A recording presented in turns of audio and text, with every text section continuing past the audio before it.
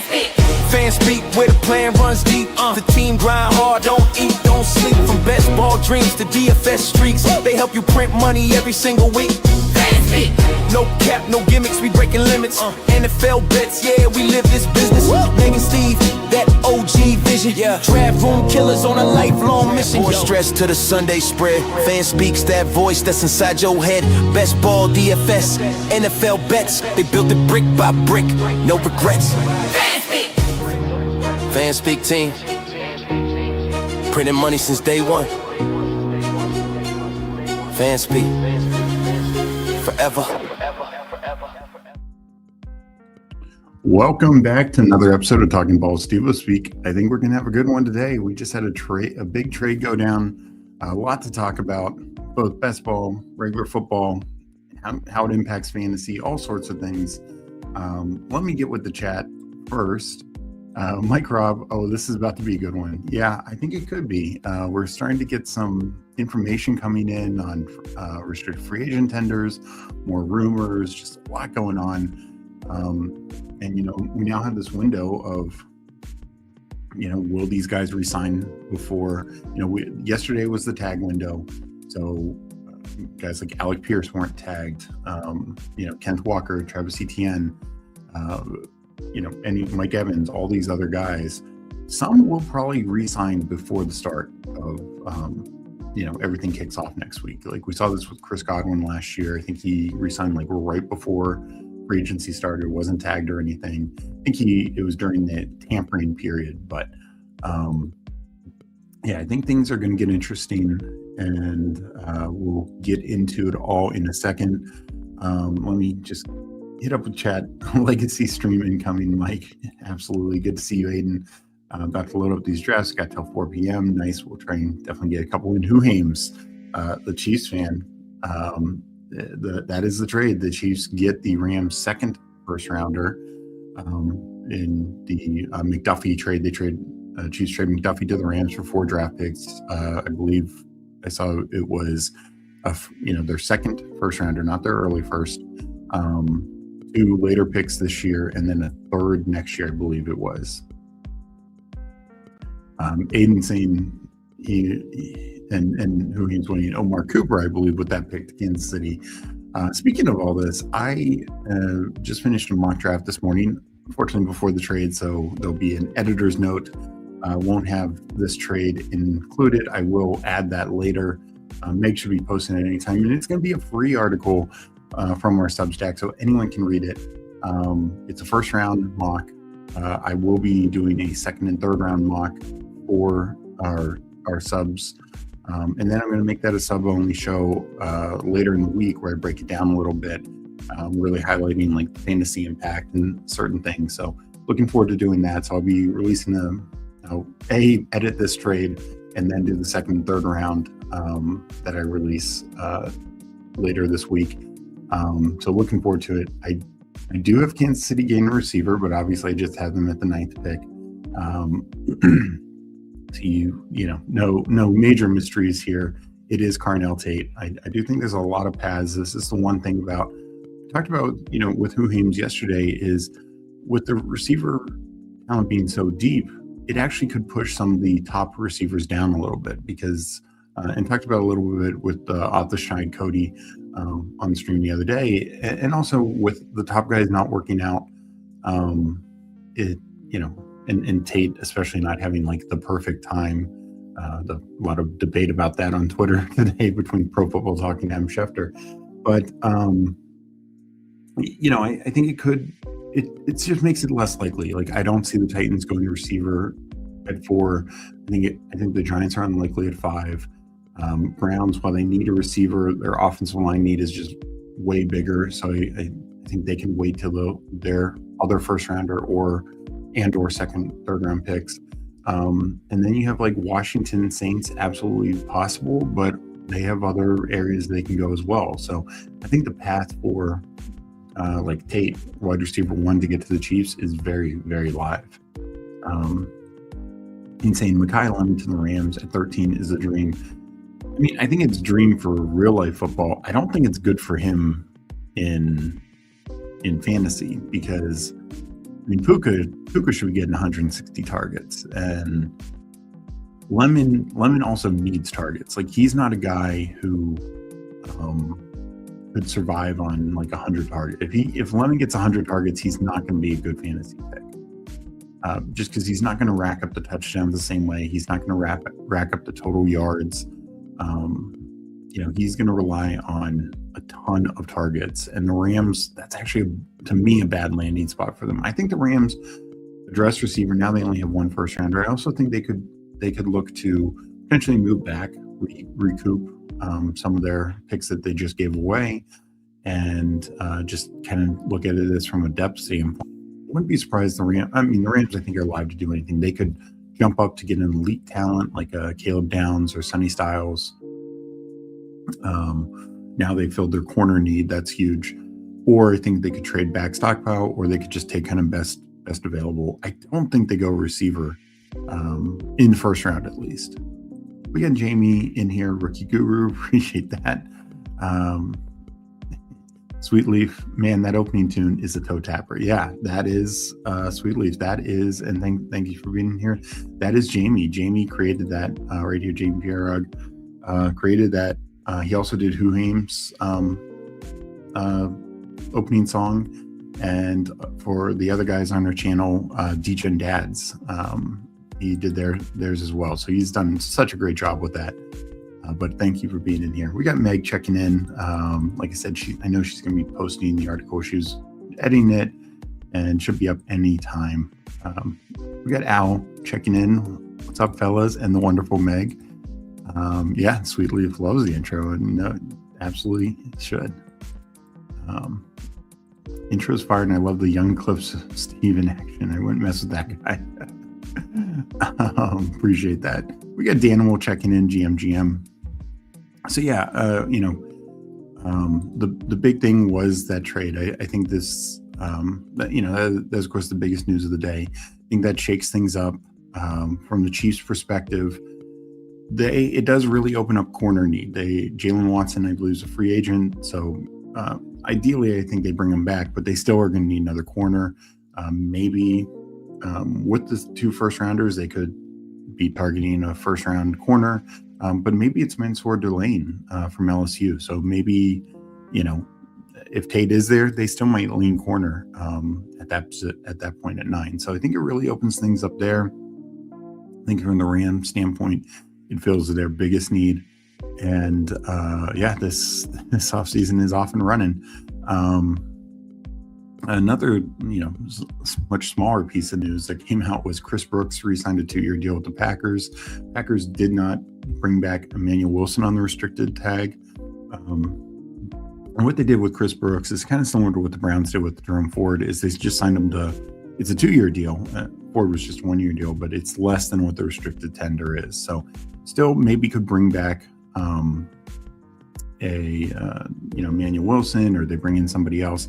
I also think that makes the Packers, because Chris Brooks maybe is the RB2. I don't think I'm going to be drafting him that way just yet. I think the Packers are probably one of the more live teams to draft a running back in the 2nd, 3rd, 4th round.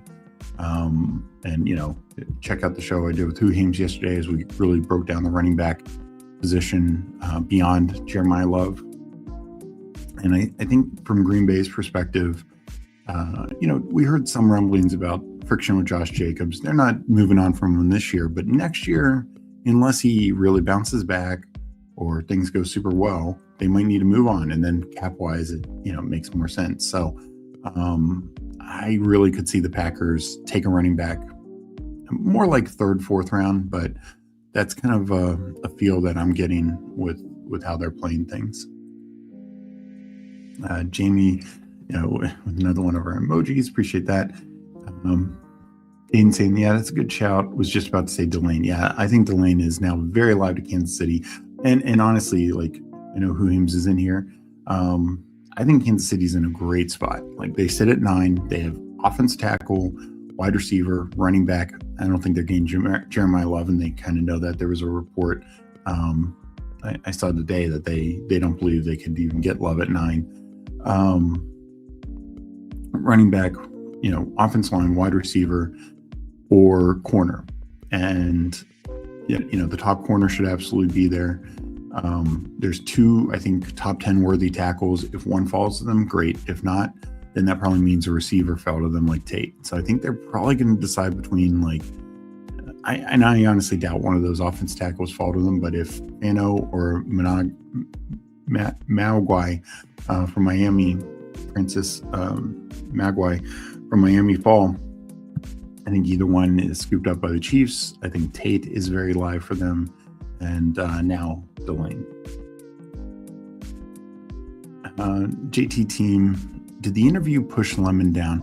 I mean, I think what's more important is how he interviewed with the teams. I saw there were some reports about that, but some of that was just BS, right?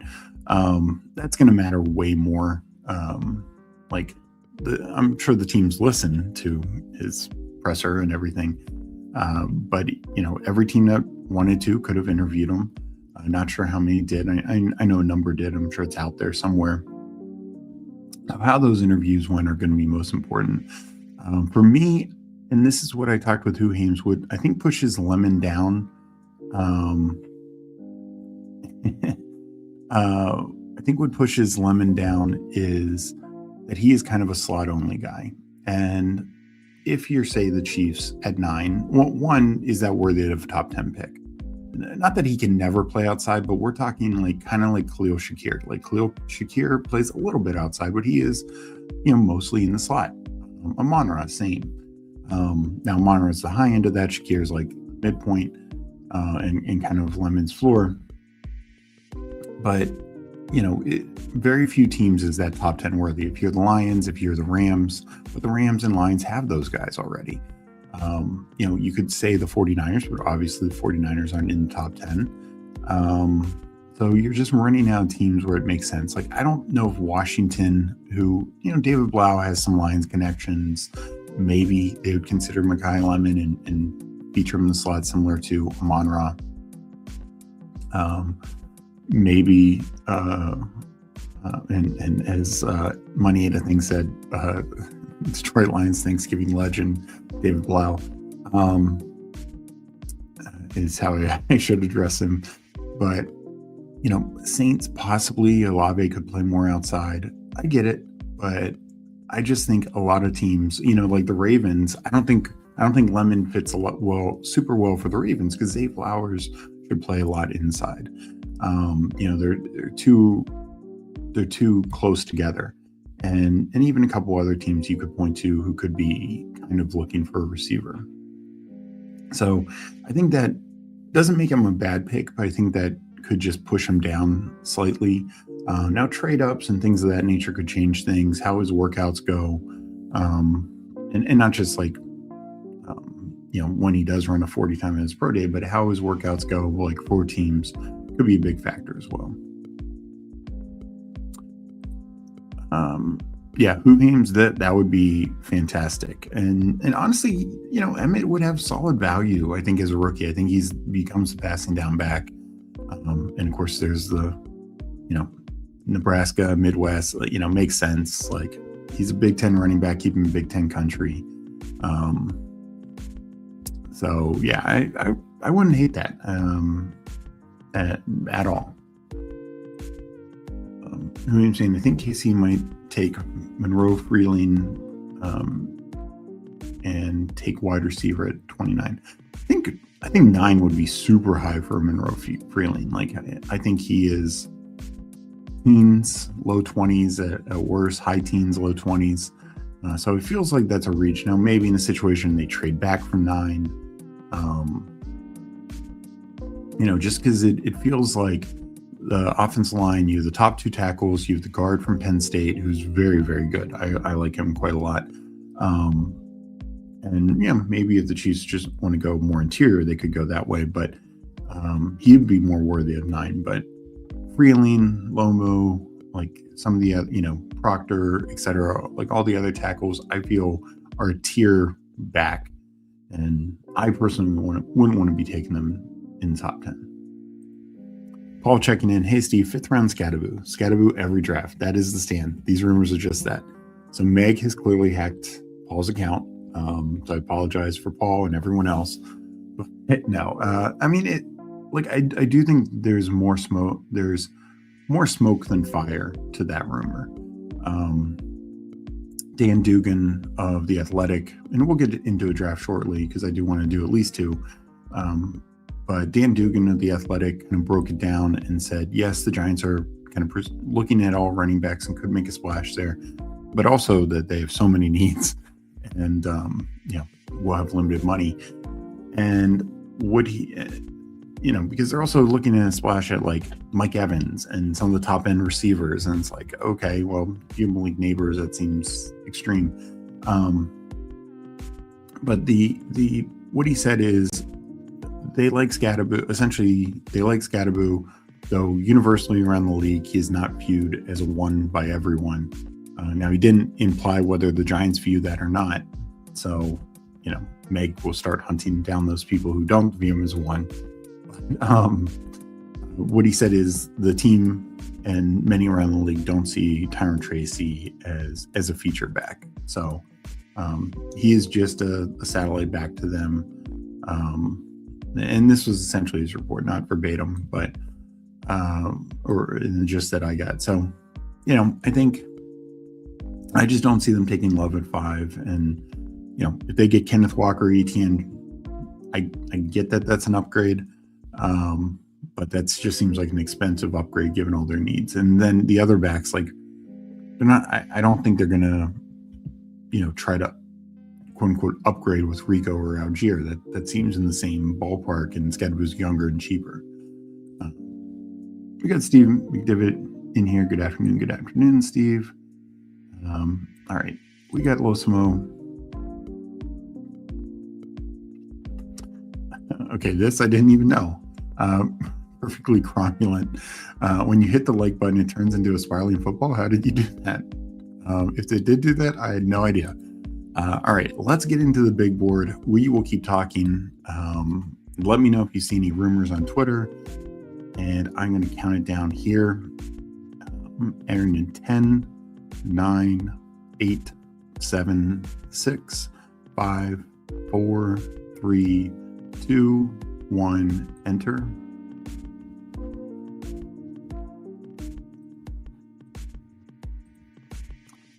Buzz coming out of the combine, Freeland won't make it out of the top 15 for sure. That surprises me. I like him, but boy, don't love him that much. JT. So I might have to do more work on Freeling. JT asking, Carson Beck interviewed with Miami at the Senior Bowl, thoughts.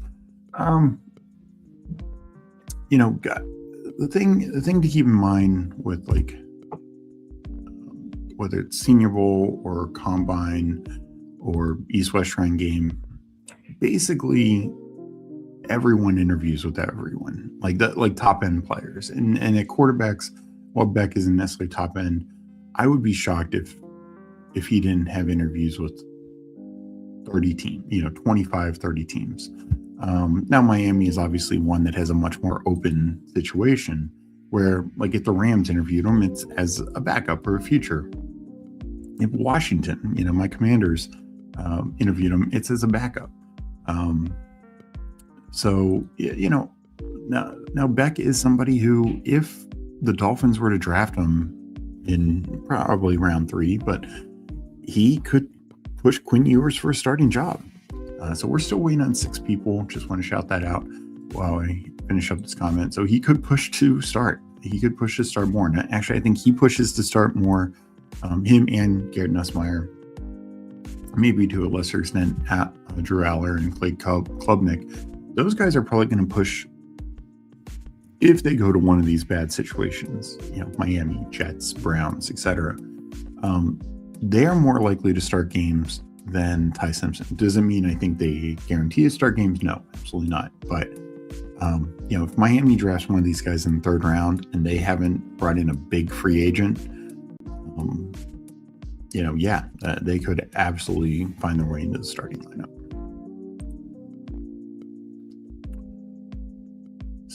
let me refresh. Hope we get this filled soon because I'd like to do a couple drafts. Yeah, Flyfish isn't on board. I know Freeling had the good raw score. I think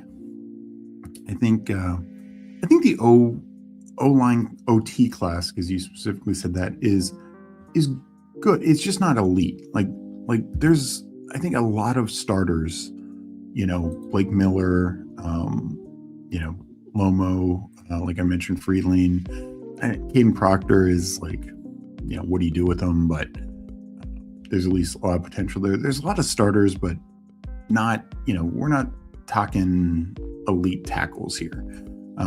Maybe the top two guys, that's about it. But still, so many teams need just starting caliber tackles.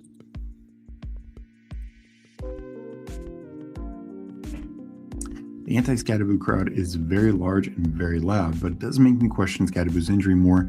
It does, but the reports we got from the combine is he's going to be ready for spring workouts, for the workouts coming up. And I don't even know if it's April, like OTAs or May, but he's ready early. Where like neighbors are saying, we hope, and like it's not even like a guarantee. We hope he's ready by training camp. Where they're just much more confident on Scadaboo. So, the way I think, assuming the Giants don't adding one, I think we should dock Scadaboo a little bit due to the injury, because we just don't know until he starts getting full workup and full workload and starts taking hits. Like, that was a serious injury, but it sounds like everything's trending well. Interesting. I never knew that or noticed that.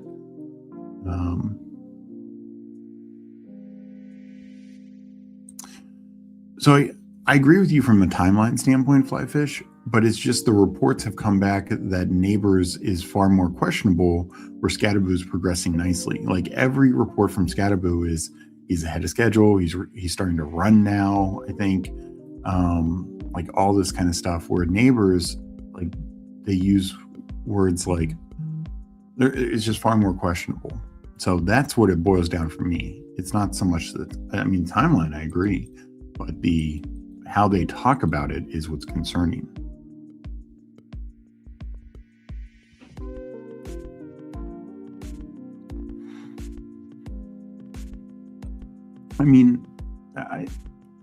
I look, I think Freeling is absolutely a starting tackle at the next level. And like I just said, there's so many teams out there that need that. So maybe that pushes him up. I think we'll see. Like, I just kind of view this as, like, when you said top 15, like, if he went, I don't see the Cowboys, but, and honestly, I don't see the Vikings. So somewhat it would have to be trades there. But, Buccaneers at 15, I think would be very live. Still waiting on one. But to me, that's kind of like the high end. Dolphins are desperate for tackle at 11, but I just don't see them pulling them up. Like, I think they just have so many areas that they can go. All right, we are in. Losimo's in the 1. Cromulent is in the 9th spot. I'm in the 11th. Animal is in the 12th. So good luck to everyone. Hopefully 3 of the 4 of us, because I believe it's just the 4 of us, can get in or advance. And if anyone else is in here, say hi.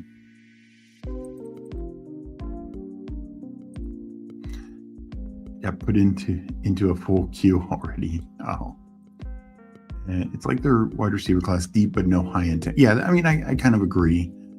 Like, there's no Trent Williams in this class, and well, again, the first 2 tackles I think could be like, that next tier below Trent Williams, like not Hall of Famer, but be in the all pro-ish. Pro Bowls.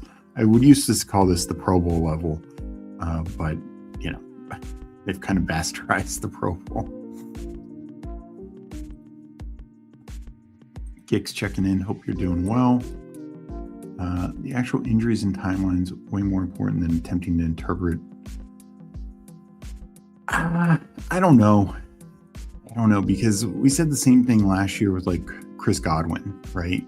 Like, oh, well, it wasn't like an ACL. It wasn't like an Achilles. And that was later. But, there's some coach speak like, okay, yeah, he's probably not ready. And definitely with the Brandon Ayuk stuff.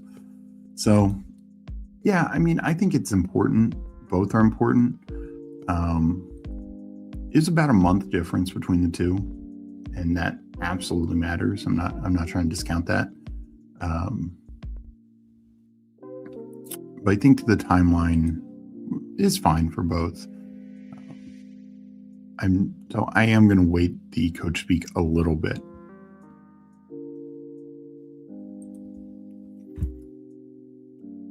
And just, presumably weeks from now, we're going to be seeing Scatterboo out there and we're not going to be seeing Neighbors. That I think matters as well. Let's take Justin Jefferson. Oh, nice. We have the Snowman in the 4 or 8 hole, I guess. Yeah. All right, I'm back on the clock.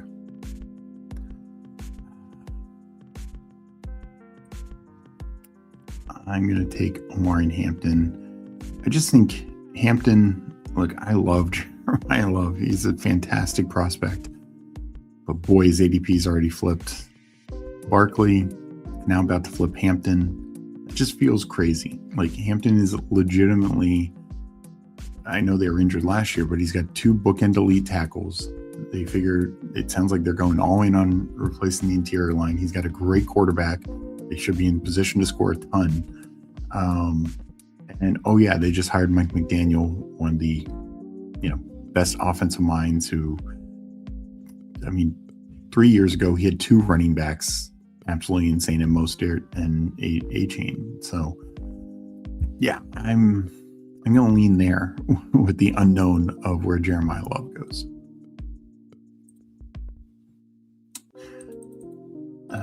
We got Blue Blood UNC. What up, guys? Y'all hear Chiefs Rams trade news? Yeah, we were just talking about that. I think it really opens up the Chiefs to, go wide receiver and corner, O-line, O-tackle. Those are their 3 biggest needs. I think 2 of those get filled with those 2 first-round picks. I think from the Rams standpoint, 13th, I think they're all in this year. The 29th pick, people were like penciling in Ty Simpson. Nope. I'm pretty sure the Chiefs aren't going to be taking Ty Simpson. So I think with the 13th pick, they are likely going defense as well. They could trade up. They could trade back. So very interesting with 2, Chiefs are coming off a down year, but 2 serious contenders.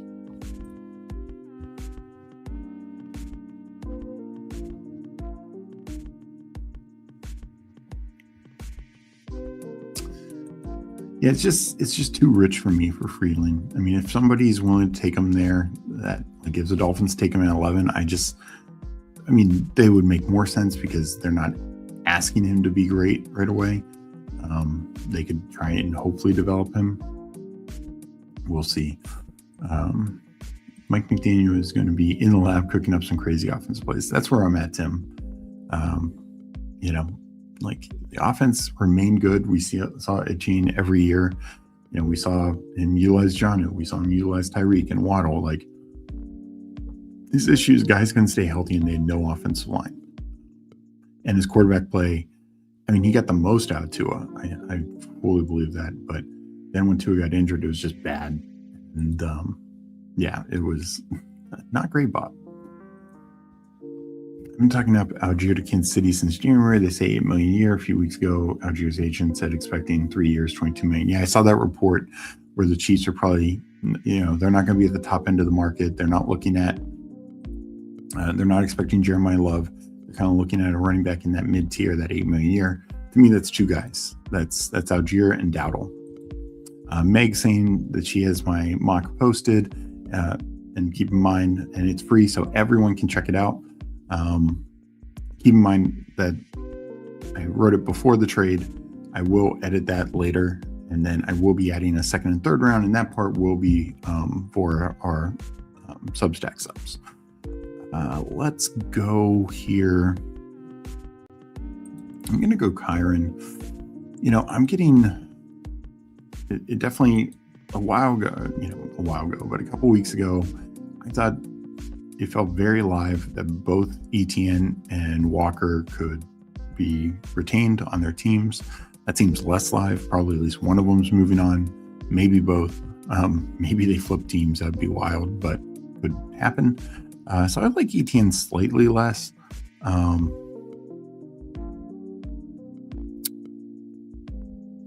Let me go Lad here. We'll go for a big Chargers build out, see if we can get Herbert in a couple rounds.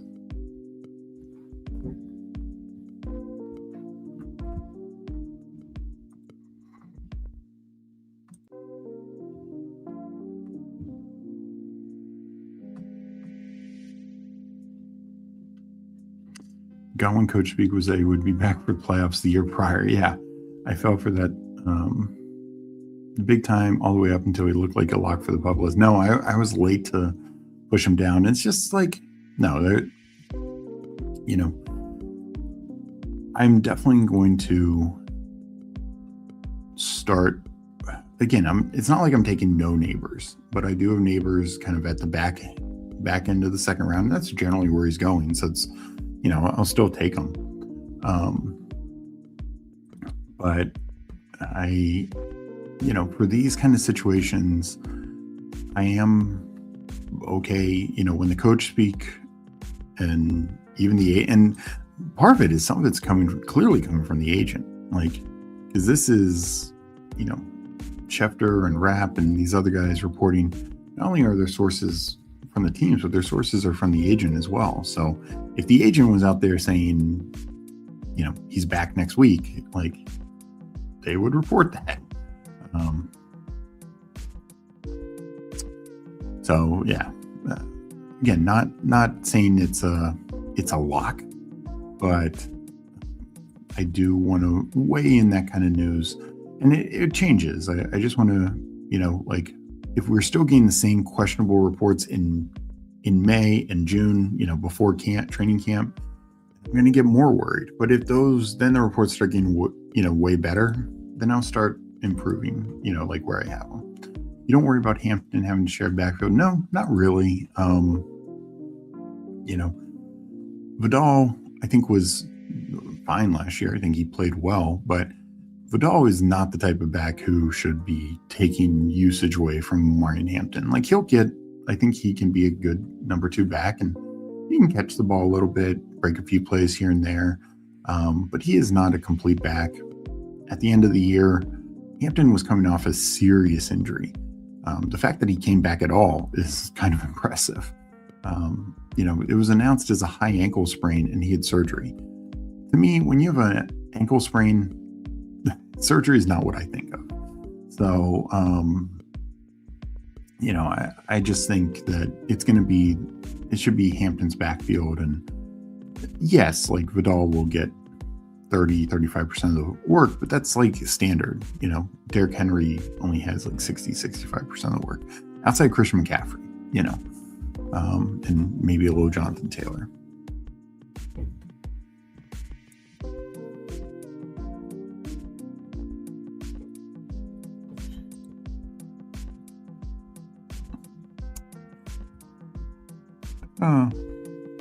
No, running back's still pretty solid. Go Cortland Sutton.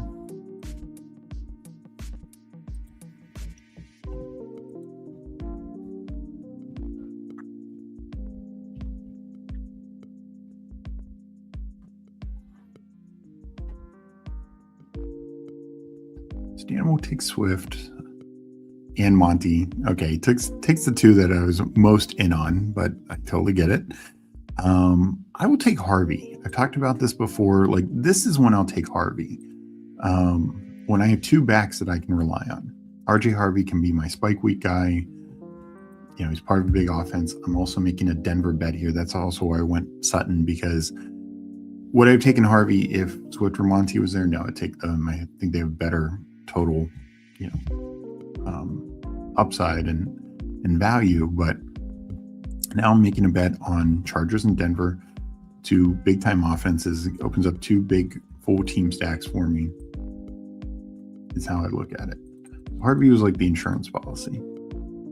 Who would you want? Aaron Jones, Kansas City seems fun. Still need an early down grinder.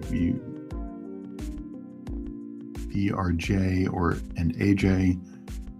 Brian Robinson Jr. A lot to spend on running back. Maybe Brian Robinson Jr. might not be that costly.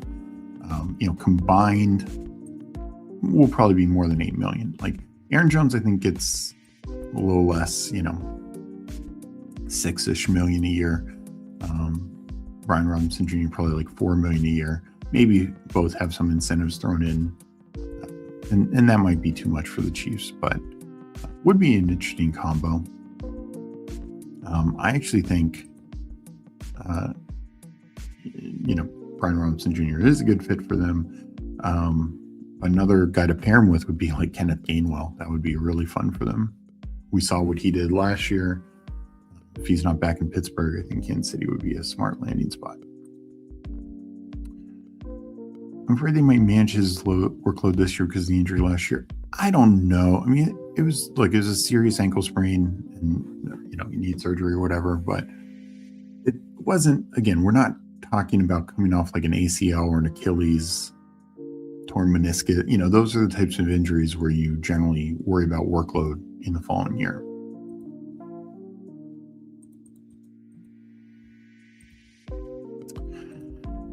Never going to get more than 6 to 8 games out of Aaron Jones. Yeah, possibly. But that's why you split the backfield with him. WF in the warehouse, honor thy neighbors. No, I like him though. The other interesting thing, similar to the Scatterboo stuff, is Giants apparently are real in on top end receivers. Like a lot of mocks, including from their beat reporters, tie them to like Tate, and which I think that's a little bit of a reach. But they talk about if Wandale's not back, that's top priority for them to get another wide receiver. Slayton they can't really do anything with. They're kind of locked into his contract. So we will be taking Justin Herbert.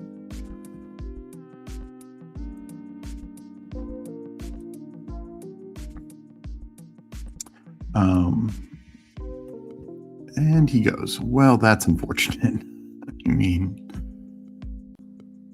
Geez. Too early for Knicks. We'll just take Jackson Dart. That is super frustrating. I know Herbert fell a little bit and all that, but I just really thought I was going to get him.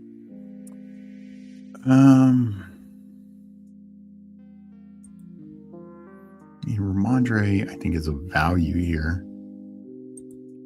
Let me just do Ramondre. Particularly right now, especially after the draft, when we can fully evaluate all 32 running back rooms, I think we'll see prices make more sense. I actually think Ramondre should definitely be up. I think we'll see prices make more sense. Right now, I kind of look, I just can't take JCM. I think that's just a bad value right now. Every report is they're bringing in a running back, whether it's a free agent or Jeremiah Love. So, and there's some other teams like that. Like at least James Conner, you could say similar to Aaron Jones, who were just talking about, if he could be back with the Cardinals, that seems unlikely, but then he's probably getting cut, right? And he could maybe fill out a better thing, or payoff. How many drafts are you doing off stream since you're doing so much on stream? That's a good question, Mike. I have a few slows going, and I've done one or two off stream on my own, but I'm doing most of these on stream. Once we get to regular best ball season and there's just a myriad of different contests, I'll clearly be doing more off stream. But right now and I didn't even get all the war rooms in. I didn't get one. I was trying to save it for on stream and it filled before I went on that day. So I still have like 5 little boards left, but every time I try to fill one on stream, it doesn't fill. So I'm going to probably end up doing those all slow off stream. And I got I can't remember what it was when it started, like 80 left. I mean, there's still a lot of time between now and the draft. So I don't know how many more I'll be doing off stream, like big board.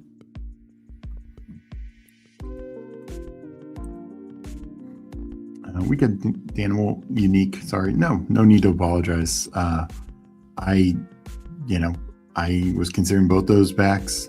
I figured you were taking one. I was going to essentially guarantee you were taking one. You taking both, I knew the risk, but like I said, that's why I took Sutton, because I'd rather have Sutton and Harvey than one of those backs and not have Sutton. Like I wasn't going to take 2 backs there. So for me, that's what I wanted, and it might pay off because Bo Nix just goes. So never mind. I was hoping Bo Nix would fall. Don't get either quarterback. Stafford, you are on your way to being on this team.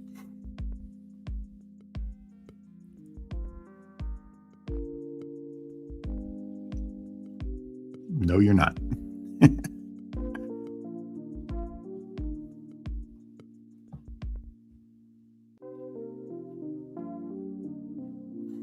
All right, we're just going to be done at running back. Well, at least have one room we like in this draft. So 5 running backs: I'm wearing Hampton, Kyron Williams, RJ Harvey, Ramondre Stevenson, and Jatarian Price. I like the Harvey pick even better now that I have more security even behind him.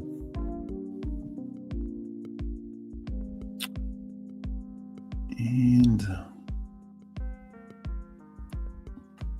I think we will go receiver here. I like Denzel Boston, though. I will tell you, anyone who's read my mock draft, I had the Browns taking them with their second first rounder. Not an ideal landing spot, but I think still could pay off roughly around pick 100 ADP. But I can't, not going to judge my picks now solely based on that. Browns are going to end up with one of these first round receivers, I believe. Mike saying, with all these snipes, Meg would have cussed like 6 times by now. Good restraint, Steve. Yeah, and she'd also be saying how she hates this draft, and very dramatic. But no, for me, I'll pivot and adjust, and this is why I try not to get over attached to stacks, because look, I would rather. And I know some people disagree with this, but we've just seen time and time again, not just in the BBM, but in other contests, particularly in the big board, when we don't know half of where the receivers and quarterbacks are going to be. Stacks are just so less important. But in general, stacks have value, but that value to me does not outweigh, like it did not outweigh taking Nick's,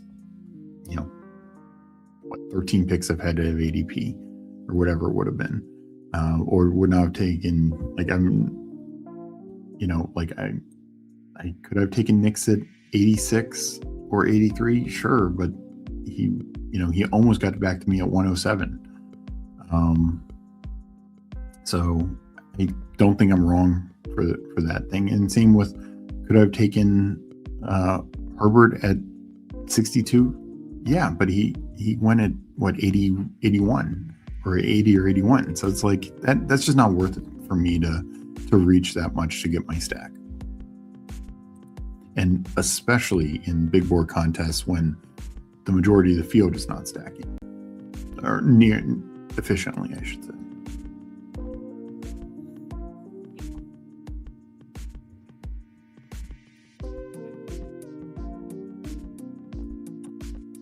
So done it running back, but need a lot of help everywhere else.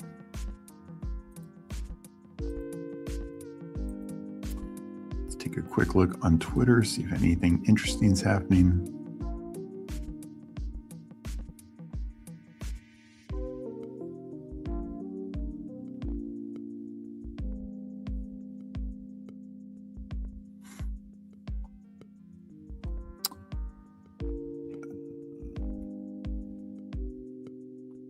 Nothing too crazy that I'm seeing.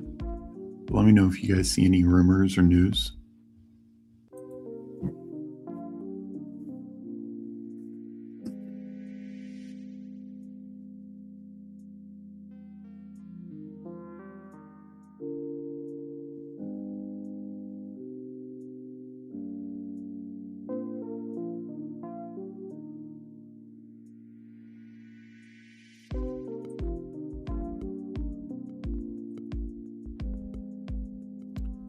You go Kyler, quarterback's kind of picked over, and I'm guessing Daniel's taking at least one, just in case he double tapped there. I mean, Stroud would not be awful, but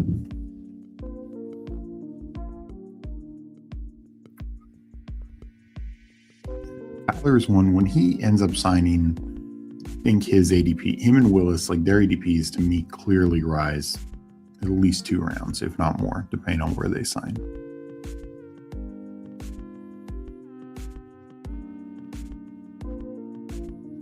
So he does double tap quarterback. Mendoza's still there.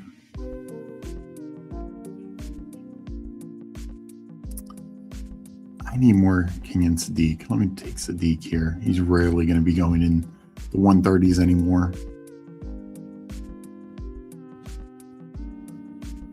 And Dubs and Shaheed were also on the short list for sure.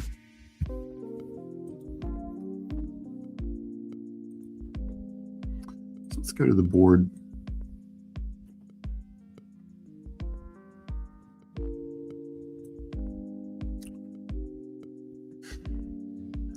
So, yeah, mentioned, we're talking about running backs. I do think the Chiefs now are very, Rico and Algier, as Huheem's mentioned, I think are, probably the top of their list.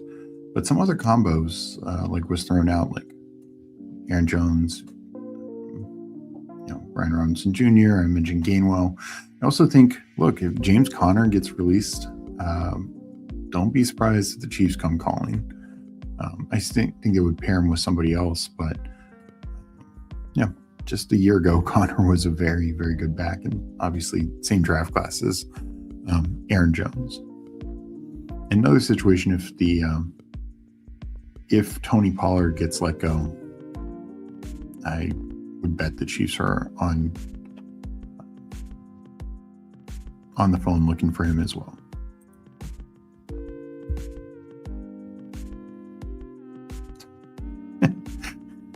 Make a tapestry of obscenity that, as far as we know, is still hanging in space over Lake Michigan.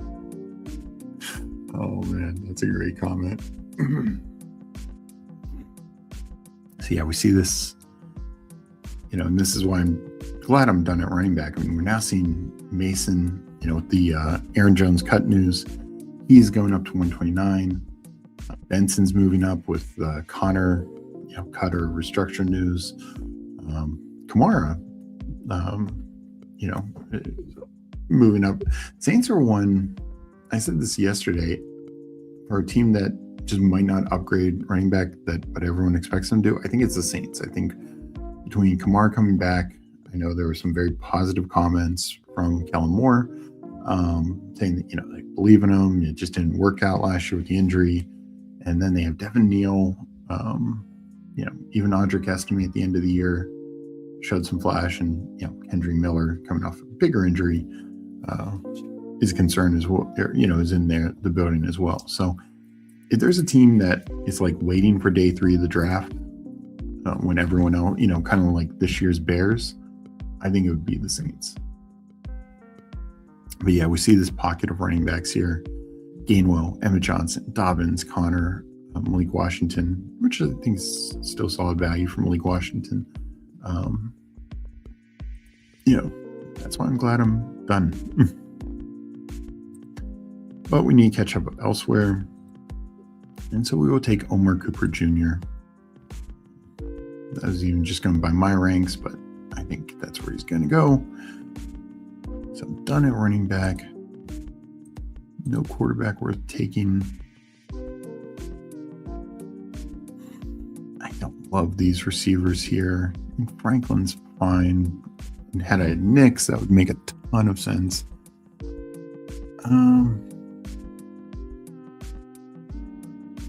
We'll just go Travis Kelce. I just, if he ends up retiring, well, then hopefully Kenyon Sadiq and my third tight end can handle it. But if he doesn't retire, that's going to be one of the best picks on the board. Paulino saying, looks like Alec Pierce is getting the bag from the Colts, or it is something else. I mean, I know it's not the tampering period, but we're just like it being said, like he's going to get $30 million.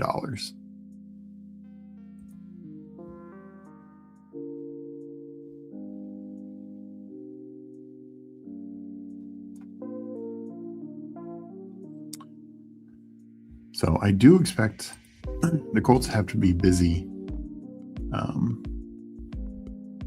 very busy this next week to, I know Daniel Jones got the transition tag, but they could still lose him. And so they probably want to get a lot of work done, even if it's not officially done by the start of the tampering period. I think they want to get it, near the goal line. And then Alec Pierce, I think they really want to get done before the transition or the tampering period.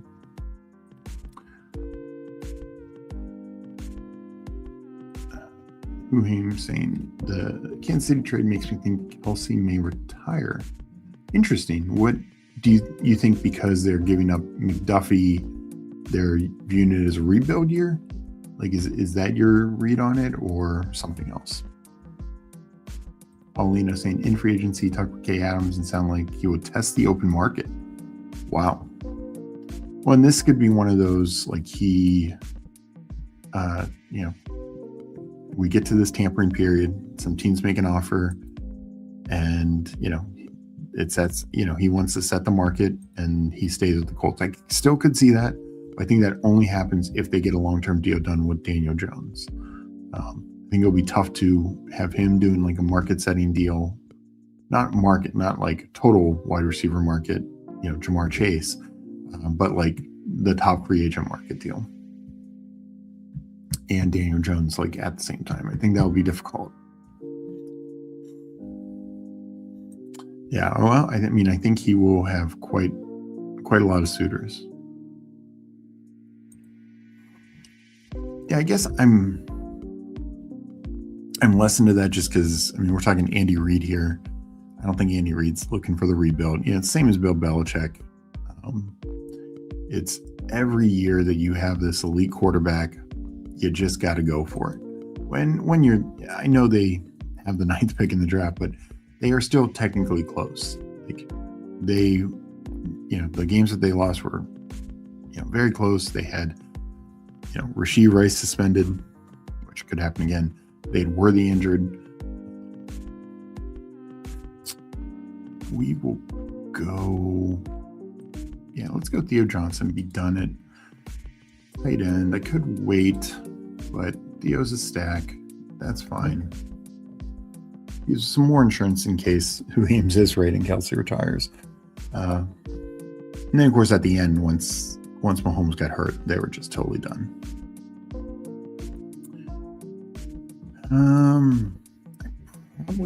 I like these two roughly the same, DK and Harris. I'll go Harris here, even though I, already have McConkey.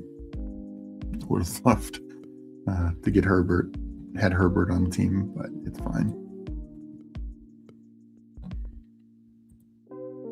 So, done at running back, done at tight end, just looking at two positions.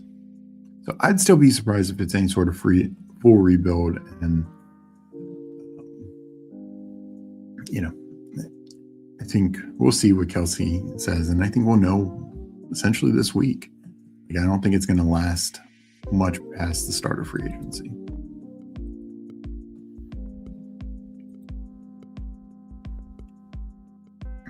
We got Hartman checking in, GM. Doing well. Hope you're doing well, Hartman.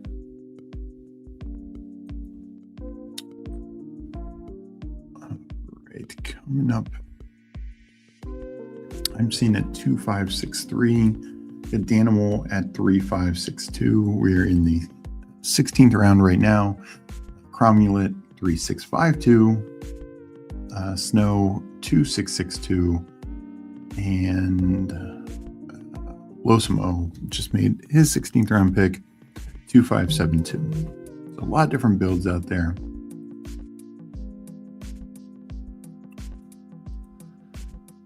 We need a third draft. Let's see. What are we at? Can somebody let me know where we're at for likes right now? I'll set a like goal for a third draft. You saying not a full rebuild. Yeah, and I guess 20 likes currently. So to me, unless it's a full rebuild, like even if it's just, if Kelsey wants to come play and have one more swan song with Patrick Mahomes, you know, just ended on such a bad note. That's why I really thought so from the jump. Like, even if they're not fully committed to going all in for the Super Bowl next year, I think they'd welcome Kelsey back regardless. You know, they kind of said it's his decision. So I think unless they're telling him like we're going full rebuild, he'll probably want to come back, would be my guess.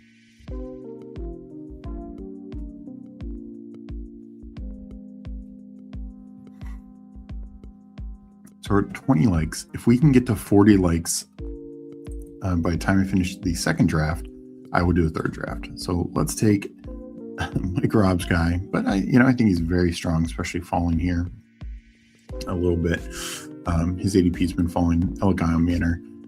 Tennessee's going to add a receiver. I don't think it's going to be in the first round, so it's probably going to be a second rounder, maybe a veteran. Either way, Manor probably maintains one of the top 3 roles.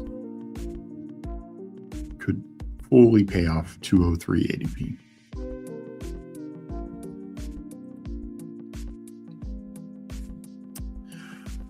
I mean, speaking of retirements, it's risky, but let's take Aaron Rodgers.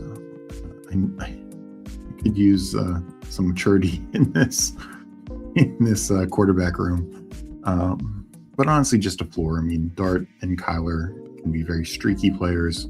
Obviously, both have dealt with some injuries. Rodgers gives me a bit more of a floor, assuming he plays. If not, then this becomes a very weak 2 quarterback team.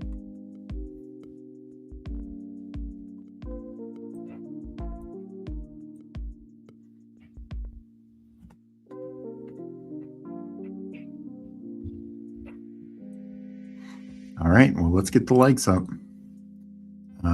Seems like the Chiefs do some type of trade like this every year or two to acquire more picks. Yeah, I think the Chiefs, are very shrewd in knowing to not just like let players run out. They did it a couple years ago with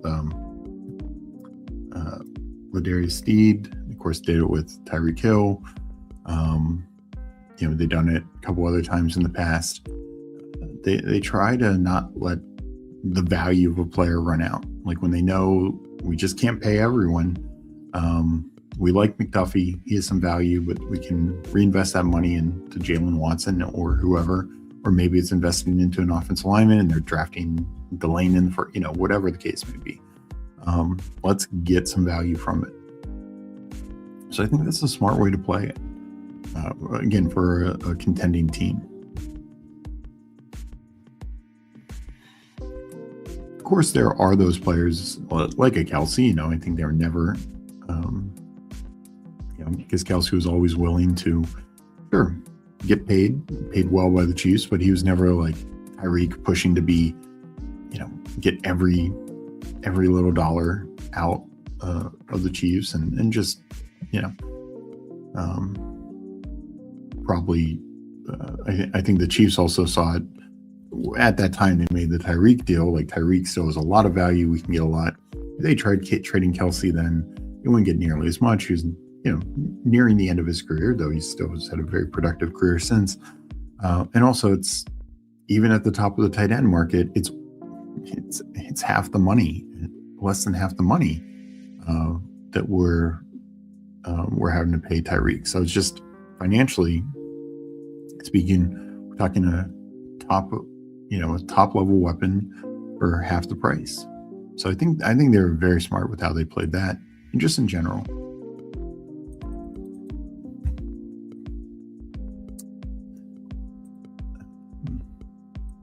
I understand why you picked Harvey in this specific draft with the correlation of the running backs gone. I still can't click him there. Denver is a lock to add another running back. Anyone can beat out Harvey. So I agree. In fact, I fully do not expect Harvey to lead the team in carries. Not by any stretch. But I don't think Denver is going to go like Kenneth Walker or Travis Etienne. I think if it's a bigger free agent, it's again the Rico Algier tier, where Harvey is going to have a very significant role. I'll make this pick. Just looking at probably 3 receivers from here on out.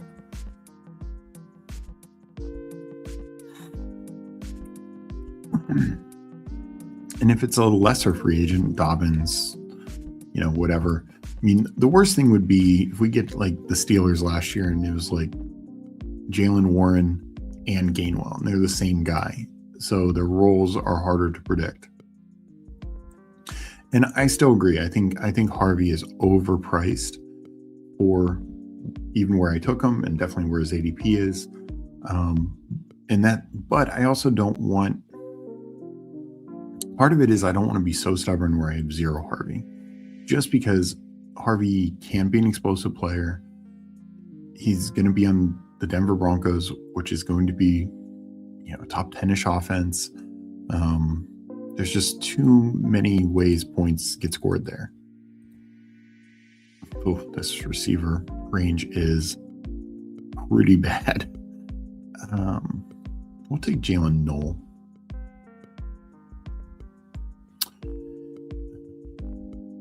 If Chris Bell gets back to me, I thought about Chris Bell there. Probably going to rookie with the last pick, whatever it would be. But I already have a couple rookies that also played into my consideration.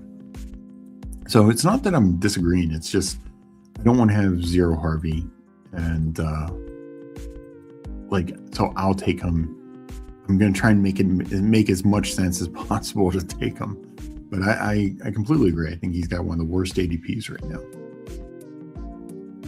He just wasn't that good. If Scatterboo isn't viewed as RB1, Harvey can't be either. His second-round draft pick was widely considered reach, and his 3.7 yards per carry with that O-line and mobile Nick shows it. Completely agree with everything you said. Yeah, it's just a complete matter of not wanting to have 0, and let's try and make it as smart as possible. Oh, I don't know why I thought I had another pick. I got that. That's why I'm doing too many things. But yeah, so I'm still fine with Noel there. I thought I had, for some reason, I thought I had one more pick. So I end up 3-5-9-3. Jackson Dart, Kyler Murray, Aaron Rodgers, Amarian Hampton, Kyron Williams, RJ Harvey, Ramondre Stevenson, Jadarian Price. Again, I think I did Harvey the best way possible. Two elites ahead of him. Other secure backs behind him. For the weeks where he's 5 points or less, I should be more than covered. And for the couple weeks that he could get 20, 25, maybe even a 30 point game, he could just change my lineup. Justin Jefferson, Ladd McConkey, Cortland Sutton, so that's my core. Then Denzel Boston, who I really like. I really like Amari Cooper Jr. And then 3 second-year guys and Cooper Kupp. Cooper Kupp is floor play. Harris, Iomanner, Jalen Noel. Hoping all 3 are at least number 3s on their team, if not higher. And I think that turned out well. Kenyon Sadiq, in part part of me wanted to wait and take receiver there, like Romeo Doubs or Shaheed. Or I could have double tapped a quarterback there, but I need more Sadiq, and I think he only rises from here. Kelsey, we already talked about, and then Theo Johnson kind of becomes the glue guy there.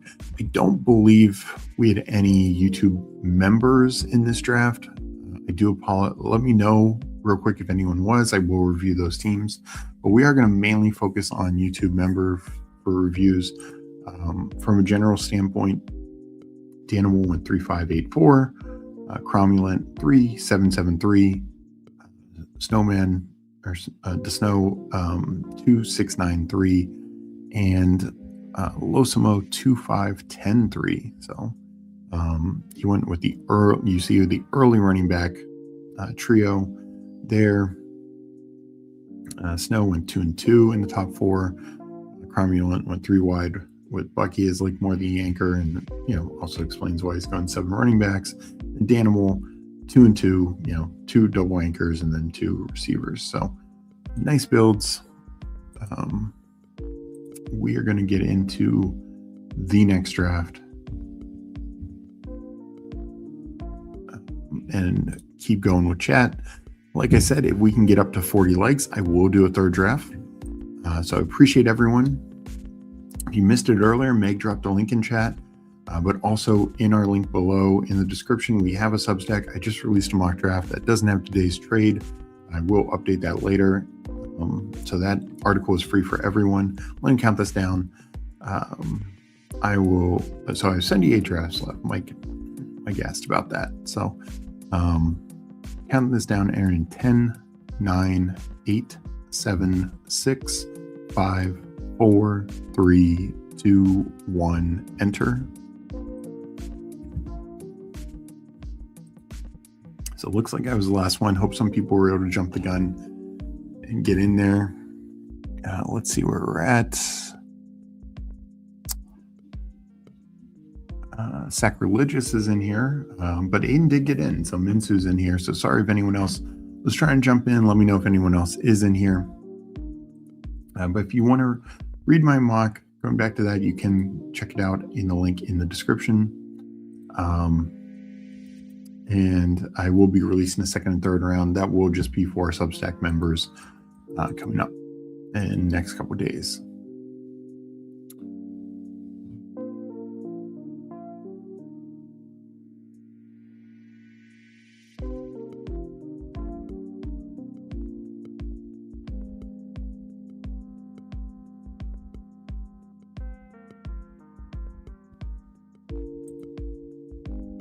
Okay. It froze for me for a second. This draft is starting. Blue Blood saying almost like the Belichick model. You mean about like keeping it alive, the team alive? Yeah. Do you think Kelsey makes more off the field than on the field at this point? Oh, I'm sure. He's got multiple product endorsements. Obviously his podcast with his brother is insane. And it's really not about the money, because I saw like networks, I think are asking, like, are you going the network game? Or, because his brother Jason Kelsey does some network work as well, in addition to their podcasts and everything. But I think he plays one more year is my guess. So it's definitely not about the money, because particularly as a tight end, whether he's on the desk like Gronk, or in the booth like a JJ Watt's in the booth, or any number of other players, he would make probably more money in the studio than being a tight end next year. And he's about to marry one of the richest women in the world in Taylor Swift.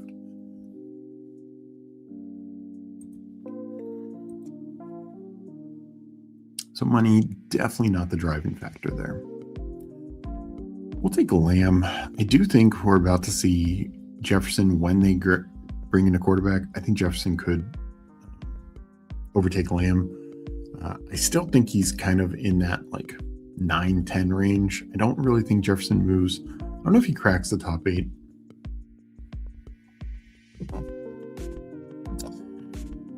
I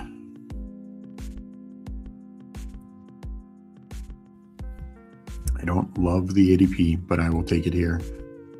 Sorry for the pun.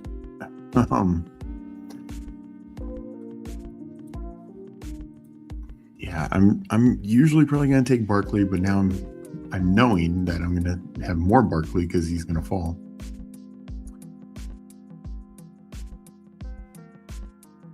I really hope Kelsey returns at the start of the tournament. I have so many shares of him in the 180 range. Nice. Most of mine are probably in the 160-ish range. I was a little slow to react from the jump. I took him a couple times super late. But yeah, no, I mean, right now, Kelsey is one of my higher tight ends for this reason. He's just way too cheap. I think we will know next week. It might not be, Monday, like the start of the free agency, but by next week. So within the next 7 to 10 days, I think we know. So get your drafts in now if you want this Kelsey fall.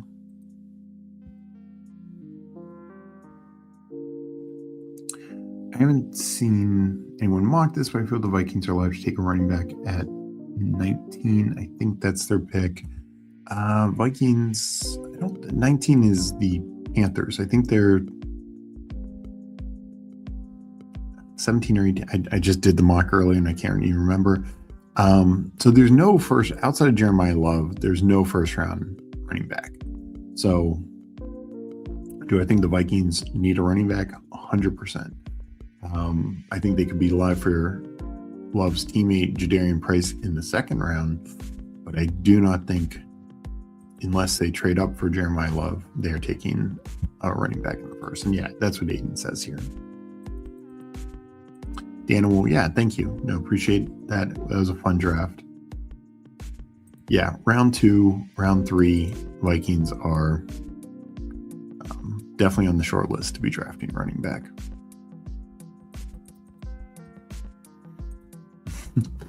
And Paul says, I will absolutely be stubborn and have zero shares. I know that I have a abnormal stance compared to the average best baller, but the average best baller fears being wrong more than they dare be right. I think that's fair. And I mean, I'm generally the same. Like I have my stands, for me, mostly it's guys later. And I'm kind of essentially with you in this stand. It's just, I'll be okay having 3-4% RJ Harvey, because I don't love the argument, like if you're not going to be in them, be at 0. Not with especially not with tournament best ball, because tournament best ball just takes one. And yeah, you do 100 teams, and you have, let's say you have, we'll just say 4% RJ Harvey. So you have 4 RJ Harvey teams. Yeah. Okay. Yes, it's in, you need one of those 4, but let's just say RJ Harvey is the guy who gets there. Let me make this pick. I'll do Kyron again. Yeah. Like this is the Kyle Pitts, right? Like Kyle Pitts, and I'm not saying RJ Harvey's going to be the guy you need every week of the playoffs, but Kyle Pitts was that guy you needed week 1. He absolutely helped push a lot of teams through, and that can 100% be an RJ Harvey, or enter your guy that you're like, I'm super low on Garrett Wilson. I don't want 0 Garrett Wilson. I don't think I'll take him here though. Let me take JMO.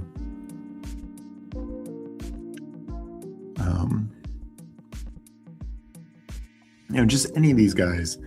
I'm not, outside of Rice, like right now, I will be 0 on Rice until I get some clarity of whether he's playing or not. But I'm okay having just a small percentage on the guy. And yeah, maybe it's then, like if it ends up being the guy you need, I'd rather have a chance that I have a team for him than no chance, is the way I look at it.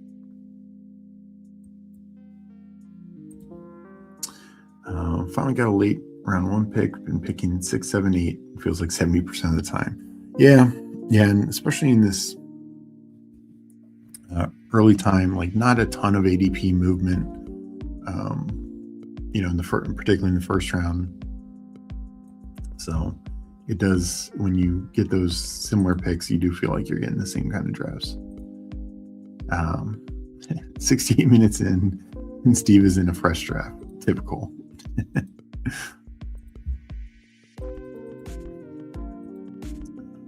Harvey, I tend to agree. Paul Dobbin signed June 10th and was our 1A running back. Not sure Harvey is accomplished enough to win RB1. Oh, yeah. Vast man's production was Peyton scheming it for him versus earning it. Oh, got 100% agree.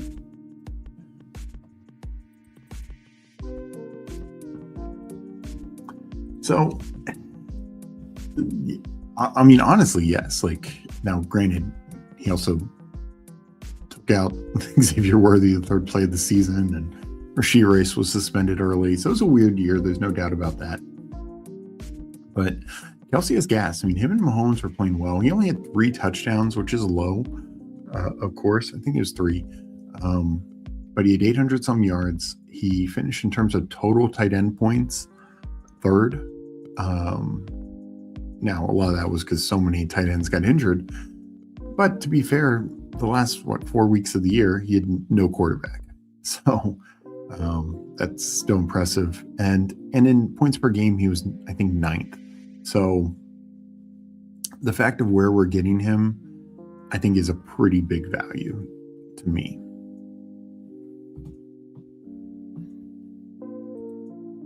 And yeah, I mean, do I expect him to finish tight end 3 overall or even tight end 9? No, not really. But I think he's easily going to be a top 15 tight end. And, Mahomes back. Those 3 touchdowns could be 10 touchdowns. It's just, I know that sounds crazy, but it really is true. I mean, Mahomes ran for the most touchdowns I think he's ever run. Probably won't be doing that next year. So those rushing touchdowns now are either going to a running back that they sign and or Travis Kelce would be the most likely scenario.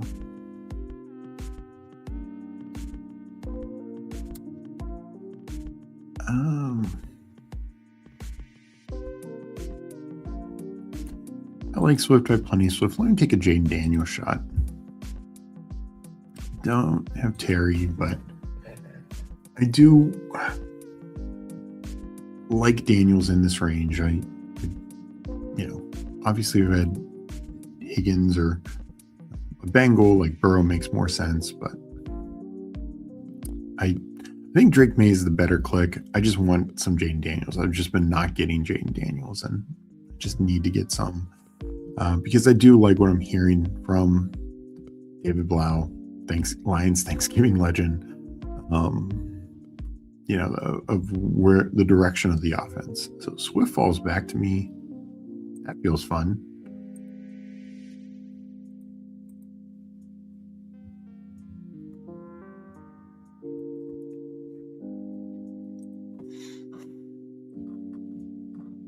So this guy, ranked 26-16, goes 4 running backs in a row. We'll be interested to see. And then 2 quarterbacks. So he's going to be very thin at wide receiver. I do wonder if maybe he only goes 4 RBs or tack on a 5th late and just hammers wide receiver. I know many people would be against that strategy. I don't hate it.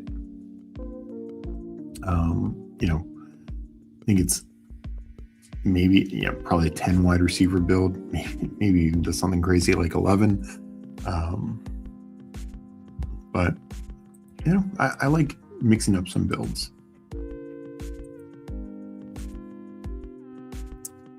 Die on my hills. Sean Siegel told us to draft like you're right. Yeah. And I think people can take that to an extreme.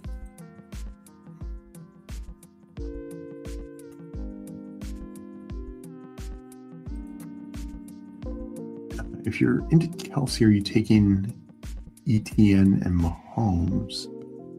I'm taking Mahomes some. I don't love his price. He's in a weird price range. And one thing I do worry is Mahomes historically has run for, at least 300 plus yards. He had 1 year with 0 touchdowns a couple years ago, but most years it's like 3 to 4 touchdowns. So most years you're getting, 60-ish points from the ground from him. I think that can be very limited coming off the injury. So I do worry about that. Is even 50 points, that's 3 points a game. Or 60 points would be three points a game. So, I'm not saying it's going to be 0. I'm not saying he's going to be, Matt Stafford. But he might run less than 200 yards, might have 0. I think he's much more alive for 0 touchdowns than 5. And so that is a concern of mine, just at his ADP. Like Stafford goes right there. And, Stafford, we know his weapons, etc. So, ETN, I like ETN, though I talked earlier, I worry about him not being back with the Jags. Not sure. I'm just curious why you're connecting him with Mahomes and Kelsey, but for sure, Josh Allen at 38. Yeah, he slides some, which is fun. No Jets. No Jets seems like a pretty solid strategy. Again, I will have a little Breece Hall. I hope he falls. I'll have a little Garrett Wilson. Not sure if he will fall, but probably my highest drafted Jet will be Adonai Mitchell, or Adonai Mitchell, however you pronounce it. I'll win without them. Yeah, this is becoming the Browns for me. I've taken a little Judkins, 1 or 2 Fandon shares, but the prices are just so high for potentially just a terrible, terrible team. Now, I do think they probably end up drafting a first-round receiver, so I'll have a decent chunk of that. I'm going to make this pick. And I'll take a second quarterback here.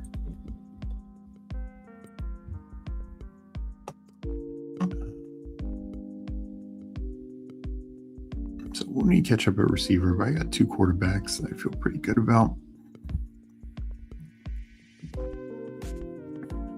And let's make this pick, and then I'll get back to chat.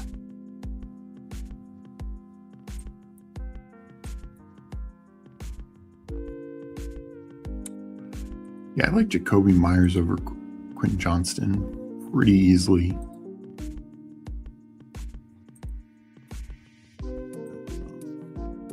Oh, so interesting. The 12 hole goes 2 tight ends. So I wonder if every other pick, it's bold. Give him that. That is a bold strategy. I'll be interested to see if every other pick is wide receiver. So 12 wide receiver build. So Browns, I'm the one closest to removing. Like I said, they'll probably draft a first round receiver, so I'll just have a percentage of them. And depending on what the ADP is, maybe I'll take some. But Browns and Jets, and Dolphins. A chain is fine, but Waddle, I have a tough time with. Nice and blunt in here. Good to see you. For the price, Kelsey feels like one of the best clicks on the board. Only risk is retirement. He'll move. Yeah, 100%. That's where it kind of started this conversation. I took him in my last draft, and that's what I said. If when he signs, he's going to go up to pick 100 to 120, somewhere in that range, I believe. So we're talking like 3, 4, 5 rounds of value. That's pretty. And then even if he goes to ADP, whether it's 100, 120, but in that range, he still has a lot of paths to outplay that. As I said, last year was tight end 3 in total points, tight end, I want to say 9 in points per game. So obviously outplaying that kind of ADP.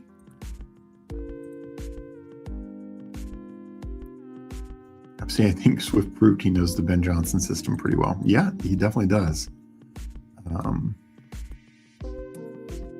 No, I'm very bullish on Swift for this coming year. I don't see the Bears adding, doing anything. Just let Swift and Monangai be the thunder and lightning of, for the Bears. You get division correlation with CD. Yeah, no, I mean, definitely much more likely to have at least a playoff game. If not week 17, but a playoff game. Brought up with division correlation with JMO. I don't focus on that too much. I mean, when we know the actual schedule, I will focus on that more. But I do agree. I'm more likely to be hitting some playoff game combos with that correlation, and they just play each other twice. So, outside of one of them potentially being week 18, could get two potential shootouts in it, especially for the Cowboys Washington. We've just seen that in recent years have some big scores. I like Worthy a lot for Kansas City as well. Looking to be my pick here. Nothing doing it running back. Worthy is gone. I'm starting to move Addison up. I'm going to continue moving him up. I already have a good bit of Diggs. I don't love the Diggs getting cut rumors. I don't understand them. I don't believe them. So I'll take Addison here.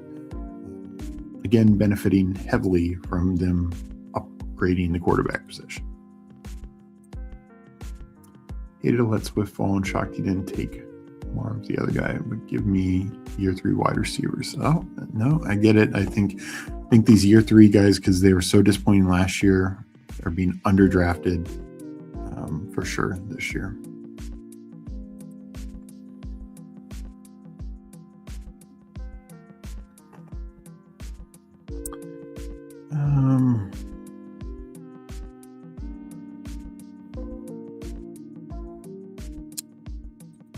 Take Chris Godwin. I have plenty of Boston, which I like. Have a decent share of Wandale. Chris Godwin, if Mike Evans moves on, which is far from a guarantee, but if he moves on, just looking more and more likely, the closer it is until free agency, I think Godwin becomes a big value. Draft like you're right, then unless you're usually wrong, draft like somebody else is right. Well, it's also like, it is one of those things. If you continuously draft like you're right and you draft a certain way, maybe you should change the way you draft.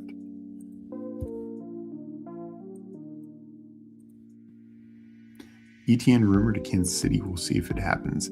Oh, interesting. The rumor that I saw today, I can't remember the reporter, Jonathan. I think it was Jonathan Jones from CBS. That Kansas City does not believe they can get into the top of the market running backs, meaning ETN and Kenneth Walker. They're looking for more an $8 million a year range guy. But yeah, a lot of things can happen. Definitely don't want a rookie sucks at pass pro back. They were the quarterback. No, I think another reason, Love I think would be fine, but I think another reason they're more likely to tap the veteran market. Go with guys that they know and can trust. Fancy Dog Pound checking in. Good to see you. Do they move on from Judy or what? I'm guessing they probably keep Judy, but I'm just not a huge fan. At his current ADP, okay, I'm going to have like 4 or 5% as current ADP, but it's just doesn't feel fun. I think like I said, in the mock that I just posted, I had him go Denzel Boston. That's definitely not a great landing spot. But whether it's Boston, Concepcion, who games would hate this, but Omar Cooper Jr., somebody like that. Maybe they wait till the second round and it's one of those guys, but even second rounders could outplay Judy. So yeah, I'm not a Judy fan. Yeah, exactly. But I'll be interested to see how that team pays off. We're 30 likes. I know it's not 40, but it's a pretty damn good viewer to like count, just saying. Appreciate that, Aiden. Yeah, let's see if we can get to 40 likes. And I will do a third draft. We still have a few more rounds here. We're a little over halfway through. So plenty of time. Thanks appreciate the heads up. And yeah, this team did get 2 receivers.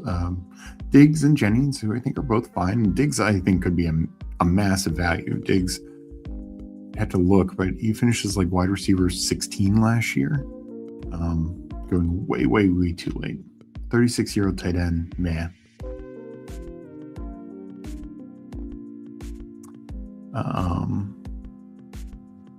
For Kelsey, I mean, yeah, I get it. But this is not like all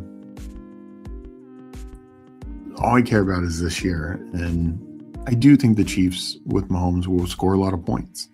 So there's going to be fantasy value for whether it's their running back, tight end, etc. I'm just out on Kittle at this price. I do say that.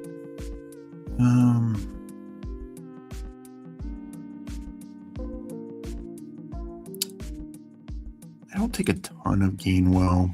Kind of like Dobbins more. Let me take Gainwell. Just not sold he's going to be back in Pittsburgh as others do. There's just too many backs floating out there in general, and backs floating out there with Pittsburgh ties. You could bring back Najee Harris. No tie to Rodgers or McCarthy, but of course Omar Khan and just the team in general. And it'd be a very cheap deal. Of course, Tony Pollard if he were to get cut. James Conner also has the Pittsburgh connection if he were to get cut. But Aaron Jones, Rico Dowdle. So just I feel like a lot of different directions they could go.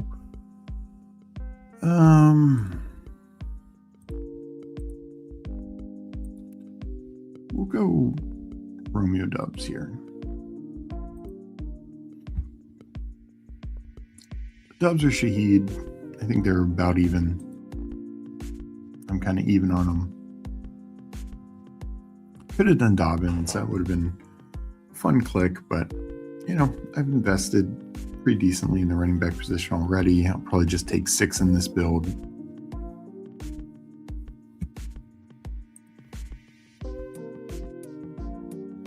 So yeah, this guy's now hammering receiver, and so far, I mean, Jaden Higgins, Debo, he's taking some value. I think Debo goes too late. Higgins, I think, goes too late. So I think he's scooping up some wide receiver value. I'll be interested to see how it turns out.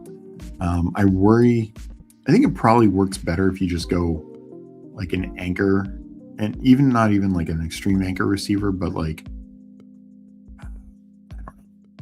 I actually think not the worst, but the 2 tight ends here. Like if you had taken a like a wide receiver here. I know Marv and Evans, people will question those as anchor receivers, but take a wide receiver here and then a quarterback here, over Laporta. And I think the other thing is both Kraft and Laporta coming off season-ending injuries, just that feels less, right? So if you're taking like Lawrence there, and then you take a tight end in this range, still could go 2 tight ends, Kraft and Strange. Kraft and Goddard would have been, I think, more than enough. I don't know, but we'll see how it turns out. It'll be fun to look at.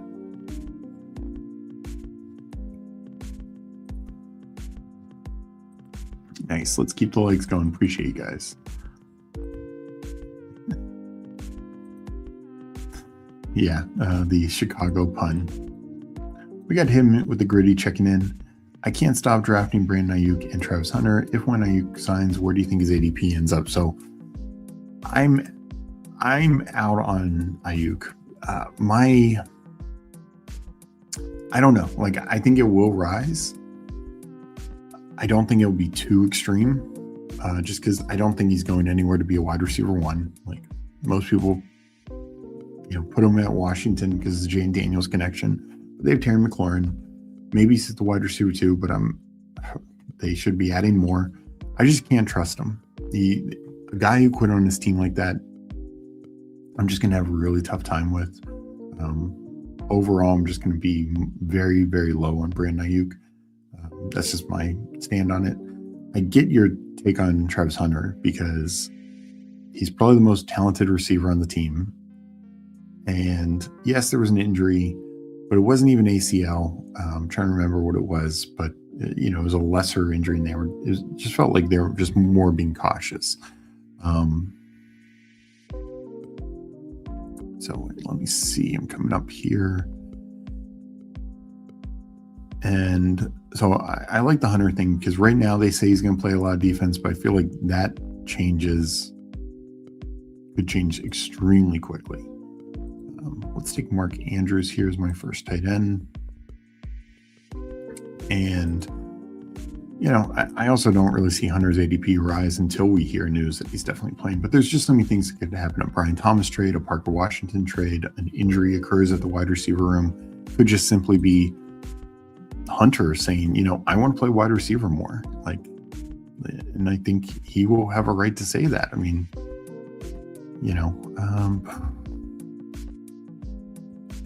I'll just do it.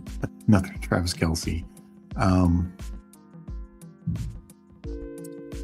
And if, people will question that a little bit, but, at the draft, people were saying Taylor Green was right to tell teams that he's a quarterback, not a wide receiver or a tight end or something like that. And I get that take.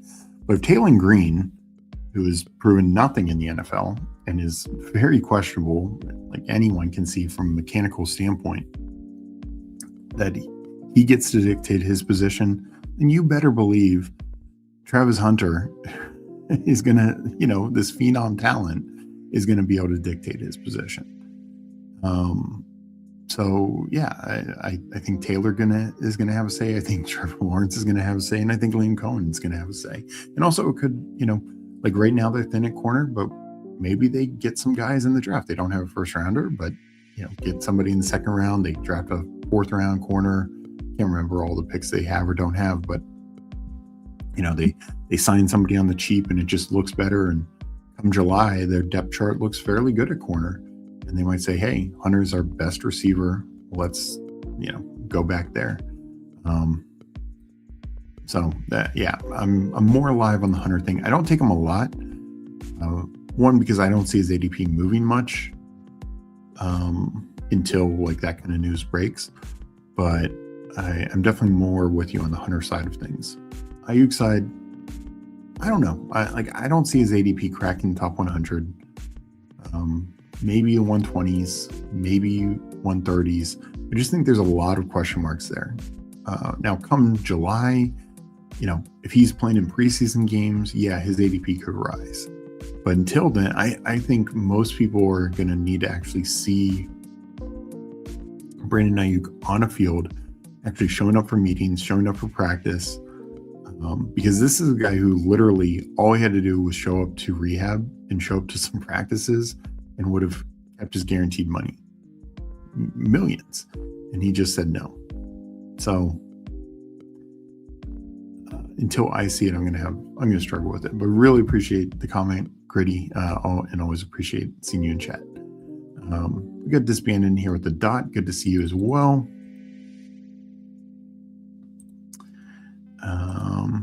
You just hate Cleveland. No, I don't hate Cleveland. I think the team's a mess right now. I feel bad for Todd Monken. Like he's still is dealing with the Deshaun Watson situation. Shador Sanders, I feel bad. And some of it, I think Shador needs to, maybe understand, it does not help that he was named the Pro Bowl.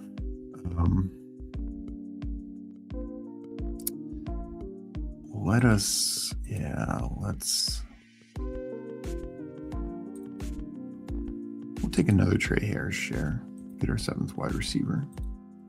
The way I look at Shador is he could start, and nothing wrong giving him a shot to start, but I think he needs to put in, really earn it and really put in the effort. And, it seemed like he had the mentality last year, because we've seen so many quarterbacks fall in drafts, whether fall out of round one or fall out of day two. And just the attitude didn't seem great. So maybe he comes in with a better attitude, and Brian Robinson went nice Pickman, so that's what I was hoping would get back to me. We'll go Katron here.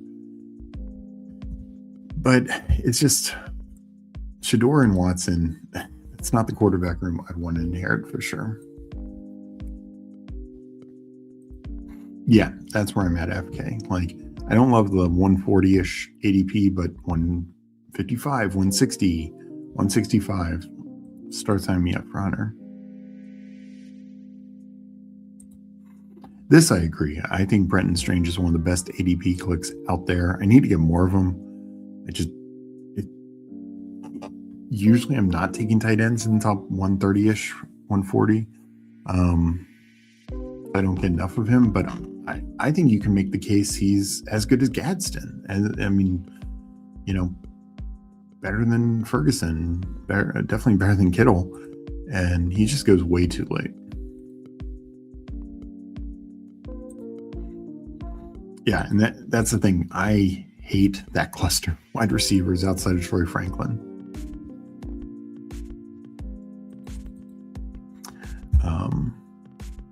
Tyreek, Pat Bryant. Like I just like Franklin over Bryant. I have a little Pat Bryant, but just not loving that range at all.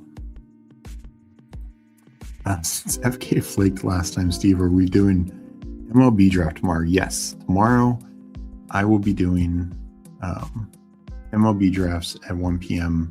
Eastern, and hopefully I can get more than one in. So yeah, FK, what was it last Friday, last Thursday? I can't remember what day. These days run together sometimes. Actually, I think it was early in the week, but I did a football draft. I think you were in it, not in the draft, but you were in chat. And then I said, okay, I'm going to do baseball. And I just assumed you'd jump in, and then you weren't there. But no, it was good. It did take forever to fill. Oh, there's no doubt that I think Travis Hunter is a phenom both ways, but wide receivers are more important than corners. I mean, the market tells us that both at the top and middle of the market. And, so if he has to choose one, I think he's probably going to choose one that pays him more, would be my guess. Yeah, Mike, Missy, and I did the draft, but I'd like to start doing more baseball. So tomorrow I am going to do baseball. I know it's not for everyone, but I still hope everyone joins me. I will be on tomorrow night with Meg for Sibling Showdown, so we'll still get football in tomorrow. And, we will, definitely keep drafting. I'll be back Friday for football as well. Need Jags offense to turn up again for this build to hit. Hey, I think they're very likely to. I mean, they were so good down the stretch. Trevor Lawrence was dealing. ETN was playing well. No, that's a bit of a question mark. I'm on the clock here.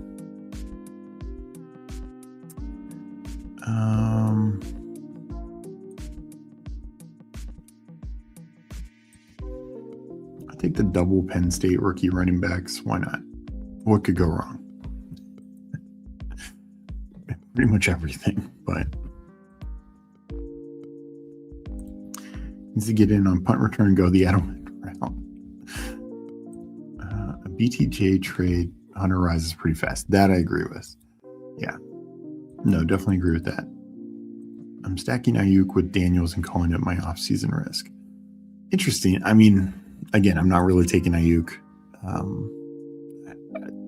Definitely live to happen. Let's go. Where's tight end sitting? Yeah, let's go Mason Taylor.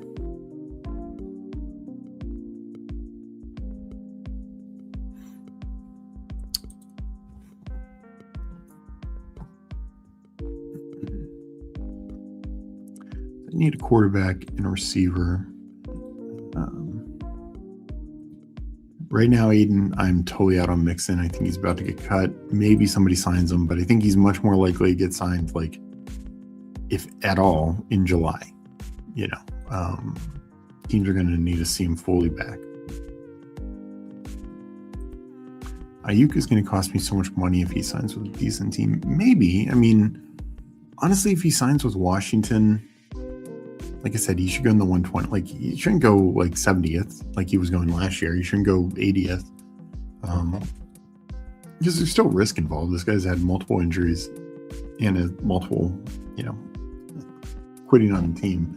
We should count that risk. Like, even if he is willing to play, there is that risk involved. And if it is like Washington, Debo was good, but it's not like Debo was a world breaker. For 157, massive value, big value, but I'll take the under on Brandon Ayuk being a top 20 receiver next year.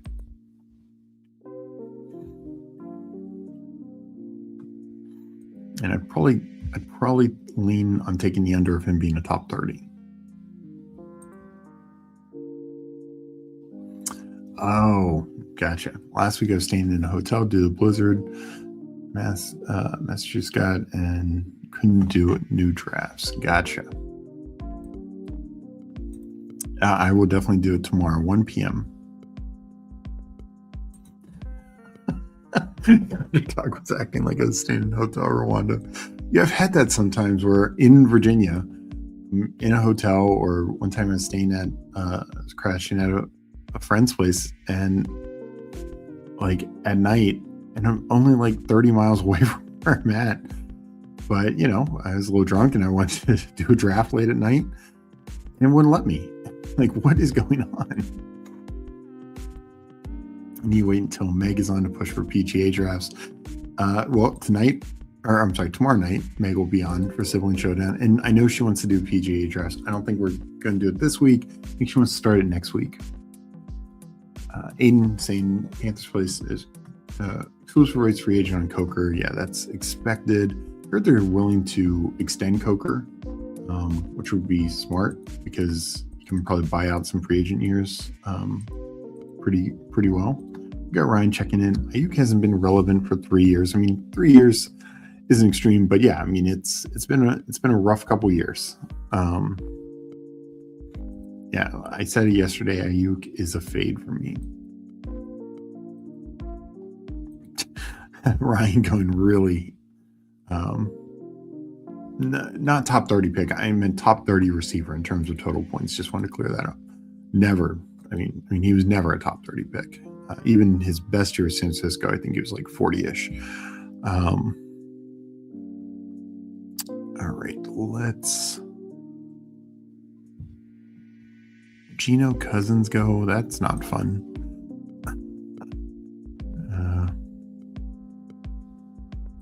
It's gonna be a Derek Carr team, guys.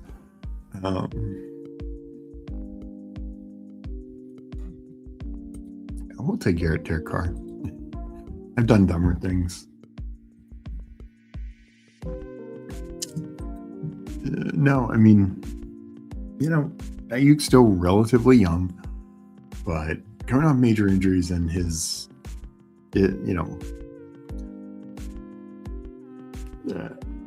like this sounds bad, but honestly, like off the field, legal issues would almost be better for Ayuk. Like somebody like Tyreek who's had plenty. It's just when you quit on a team, I don't know. It's going to be tough. I think you're on thin ice. All right, let's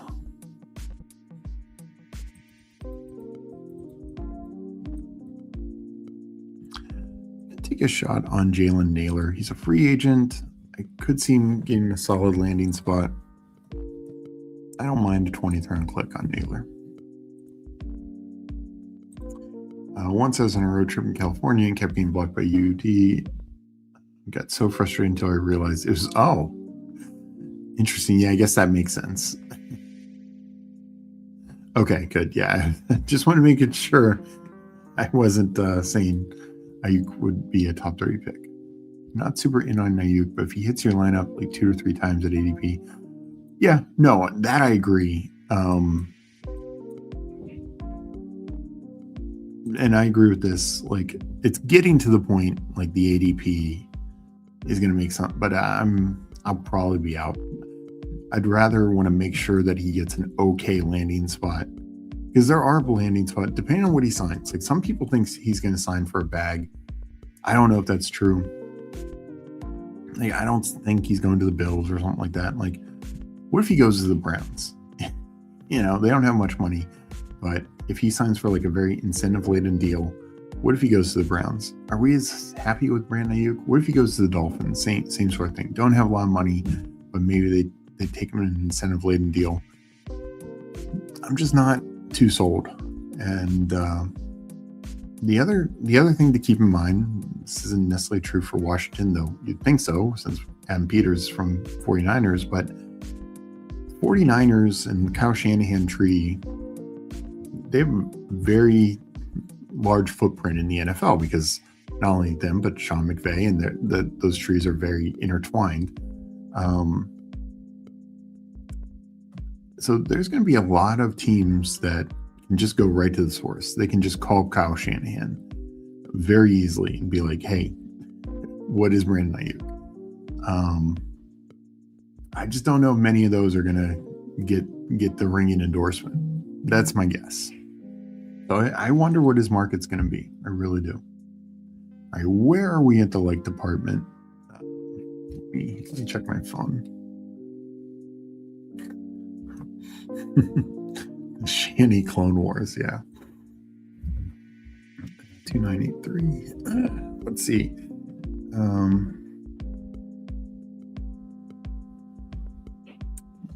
Let's see where we at it. Likes.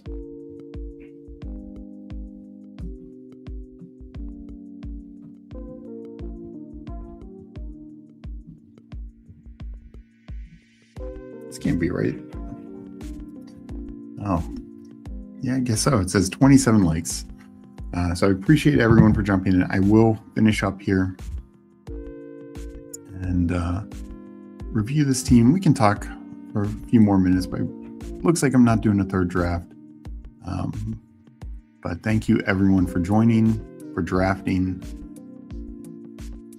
Really appreciate everyone's support. As always, links for our free Discord, our free 1 week free trial of Substack. Also, I just posted a free mock draft article, and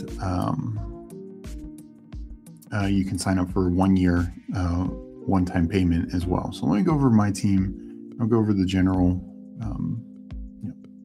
draft. I do want to look at the 12 hole team. So I go 3-6-8-3, Jane Daniels, Dak Prescott, Derek Carr. We'll see if Carr's playing. And I felt better with that with Daniels and Dak, obviously. Jeremiah Love, Kyren Williams, DeAndre Swift, Kenneth Gainwell, and then the Penn State rookie duo, and getting both a little fall on both. CeeDee Lamb stacked up with Dak, Jameson Williams, Jacoby Myers, Jordan Addison, Chris Godwin, Romeo Doubs, Trey Harris, and Jalen Naylor. So had rookie running backs, went with more veteran receiver build. Had 4 in the top 100, but Godwin right behind it. Romeo Doubs, I think, is a fine value. Like Harrison, like I said, Jalen Naylor, we'll see where he ends up. But I think he's a sneaky, and also somebody who's not like 100% owned, right? It's tight end room. Mark Andrews, Travis Kelce, Mason Taylor. I think Andrews is criminally undervalued right now. Travis Kelce, we already talked about. And Mason Taylor, second-year guy, not taking a lot of Jets, but pick 207 for a Jet tight end. Sure, why not? Let's look at what the team, the 12 hole, ended up with.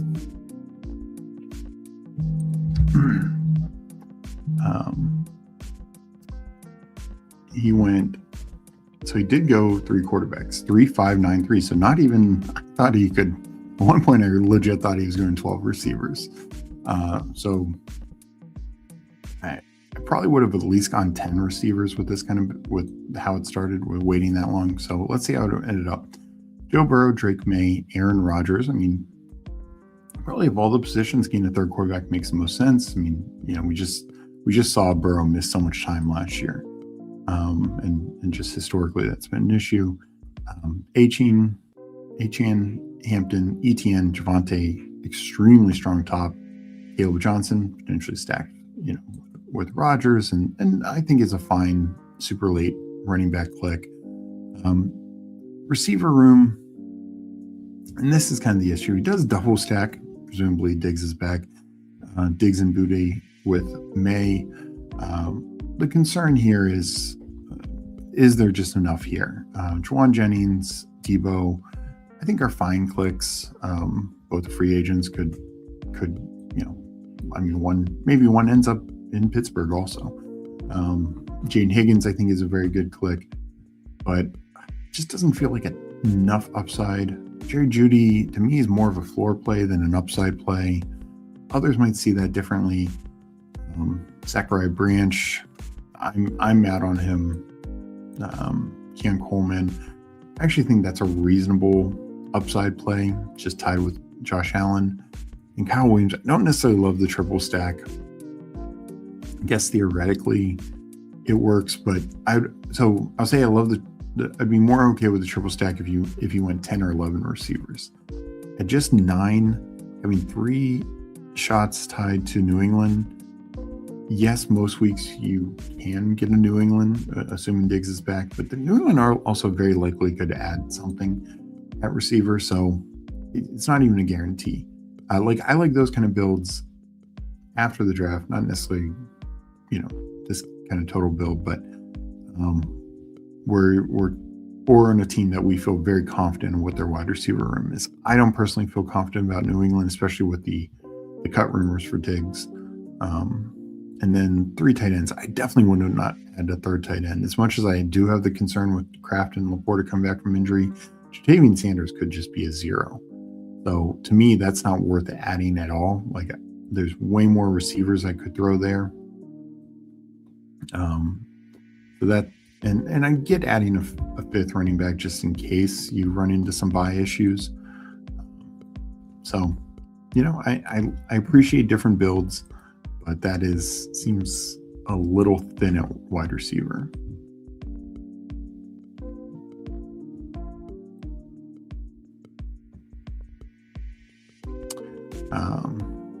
So wait, it says, I don't know, my phone said 27. Let me double check my phone. I'll bring it up on my computer too. That's probably more accurate. I don't know why my phone, YouTube's been weird. Yeah, it's not even now showing that I'm streaming. That's annoying. What is going on? So let me give it a minute. Maybe we can get to 40 likes. If we get to 40 likes, I will do a third draft. Give me a second as I try and look up on my phone. And what is it saying now?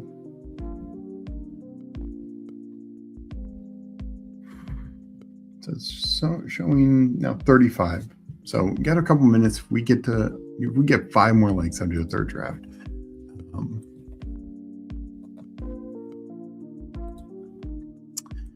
Saints might be fun for Ayuk. It really feels hard to know how much of his efficiency was from.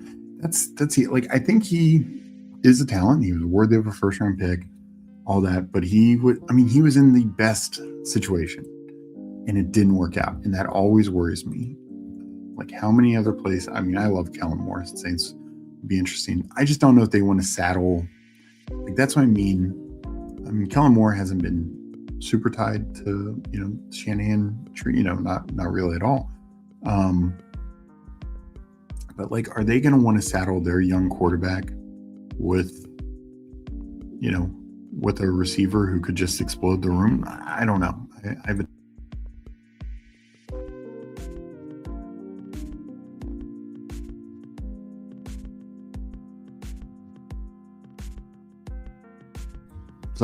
Sorry, I had to cough there.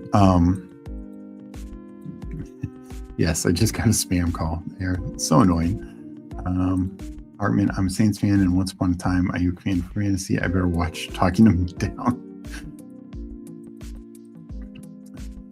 See, like, one injury to the RB room hurts this team more than most. me personally hate the wide receiver room. Your team, let me just look at it from here. So you went Genty, Algier. Yeah, I mean, that's the tough thing going like, zero or anchor running back. I mean, you still have enough like potential landing spots, where what happens as long as Tracy doesn't get, like Kenneth Walker coming in or something like that. Likes up, just need a couple more. Where are we at? Let me know. I'm going to hit up Twitter, see if there's any news. Give it another couple minute or two. Juwan Taylor being released, that is to no surprise. I'd be interested to see, speaking of, I saw the Jalen Coker. You haven't seen officially if, I know Washington beat reporters believe Chris Rodriguez will get tendered. I've not seen that officially yet, but I expect that today. Aiden, 42 likes, 43. Damn, nice. All right. Well, I'm doing a third draft then, guys. So thank you for those sticking with me. Thank you for getting those likes up. Let's get into another draft. Already 2 hours in. Let's get this going. I'm going to entering in 10, 9, 8, 7, 6, 5, 4, 3, 2, 1, enter. And I get the location error. I've just done 2 drafts and I got the location error. All right, I'm going to refresh it. Try it one more time. I'm just going to enter. So sorry for anyone if it jumped the gun.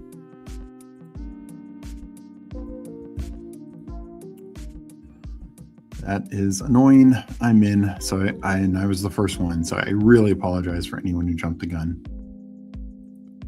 I'm in here waiting on 11. All right. Well, then we're probably in the same draft together. So,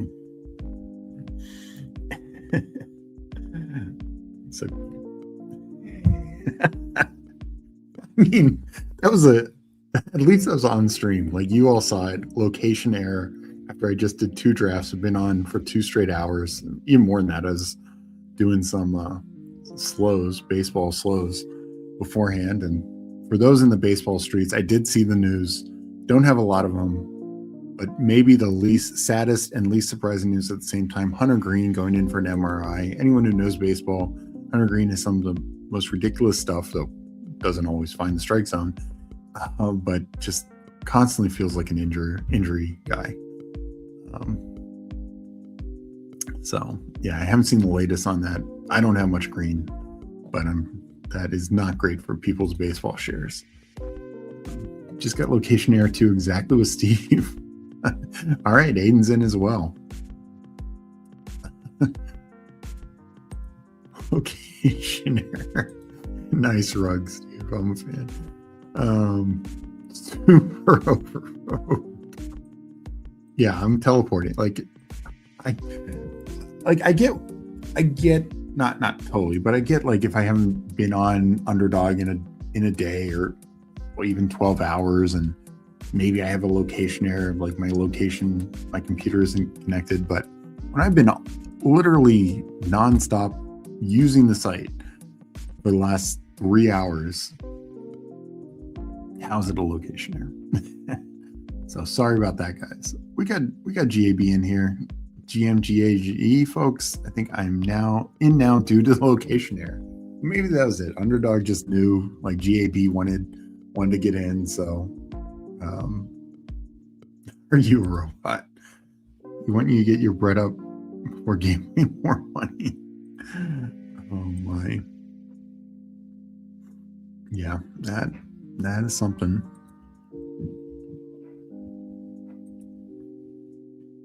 All right, let's check the Twitter streets. Let's see what Shefty and anyone else is reporting right now.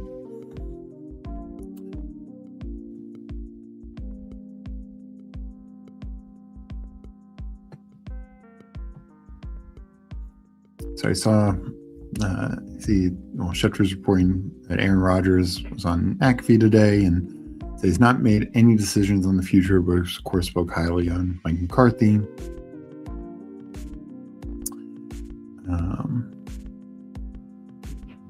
Cowboys fully under the cap now.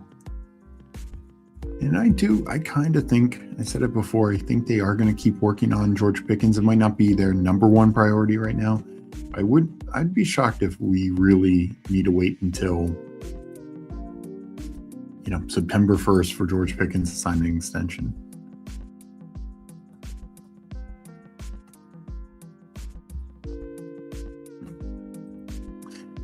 JT, yeah, sometimes you get some weird things on the phone too. Usually I don't get the location error, at least on my phone, usually. But I mean, I get it. They have to abide by, I know they're not in every state, but they abide by every certain state, but it's just so weird. Maybe introductions. Yeah. Don't think that affects the location error, but I agree. Time to test out new rankings. Nice. So let's see. I'm in 2-hole. C Breezy. I definitely recognize the name. Let me know if you're in here. We got Young Mula, GAB in the 5 spot. Danimal in the 7. Aiden Minsu in the 9. FK in the 11. And Brady 22, I recognize the name, but not sure if they're in this draft. Yeah, the hardwire, you'd think the phones would have more location errors, not less, but they seem to have less. Okay, Gibbs goes 1. I would take Bijan 2. I mean, I get it with the Monty trade, pushing Gibbs a little bit more, but to me, it's a 1-2. It's a pretty clear 1-2 at this point. I mean, running backs in general, we just know we're going to score more points. And here's the thing that you have is, I know this is not the be-all end-all, but not even we could have situations where the top 3 or 4 running backs score more points than any receiver. So for me, it's pretty much going to be Gibbs, Bijan, till something changes, because I don't see the Bengals adding a receiver. I see the Rams adding a receiver. Now, not in the first round like we talked about earlier, especially with them trading away the second first-round pick. But a day 2, talked about with Huhames, some sort of speed demon receiver, somebody to just stretch the field, get vertical, threaten teams down the field. I think that's very live to happen. Potentially a free agent in that department, and it all depends on who that is, how big of a threat it is.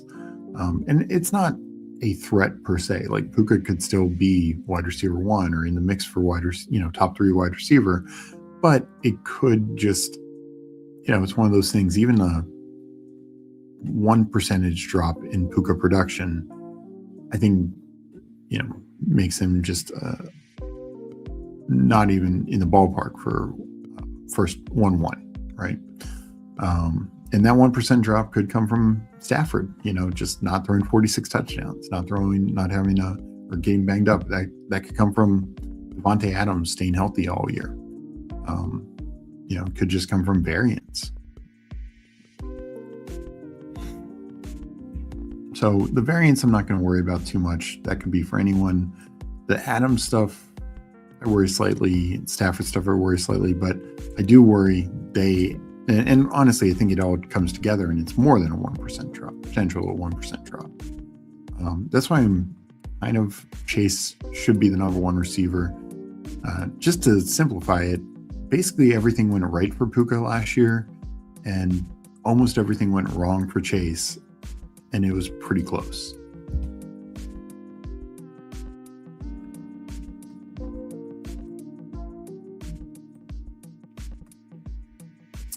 Jeremiah Love at 5, Young Mula. He's a believer, and that combine. No, and I am as well. I think he's an elite talent. We need to see the landing spot.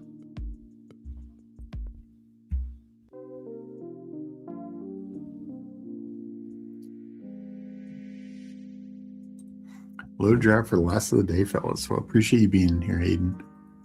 I'm about to make my pick. We don't have any direct sponsorships. Like, we do an affiliate with Underdog. You can use code FANSPEAK, but I'm sure everyone in here is already, on Underdog.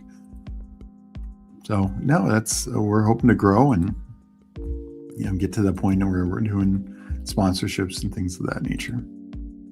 Had to log in, log out several times, almost every draft this year on the phone. They definitely need. Ooh, that's rough. Yeah, I'd love it. Paul checking in. Oh, I'm on the clock. Should be paying more attention. We'll go Josh Jacobs. This will be a heavy RB build to start. According to CBS Sports' Jonathan Jones, the Broncos were planning to pursue Jets running back Breece Hall and would like to make a big move at the running back in free agency. Injected into my veins. Yeah, well, maybe they will get into the Walker ETN market. I figured they were more in the Dowdle and Algier at best, but maybe this does signal they are going to go after ETN or Walker.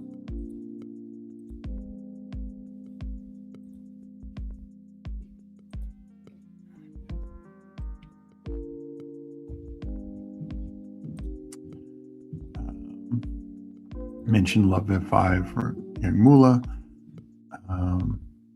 Wait, Shaheed. What am I missing here? Did he resign? Oh, sorry. Speed receiver. I see it. Takes a second. Sorry about that, guys. Yeah, no, I don't think they spend that much. I think it could be a potentially trade, but I think it's more likely, like, the cheap version of this is going to be Tyquan Thornton, just somebody go vertical, keep the safety honest, that kind of thing.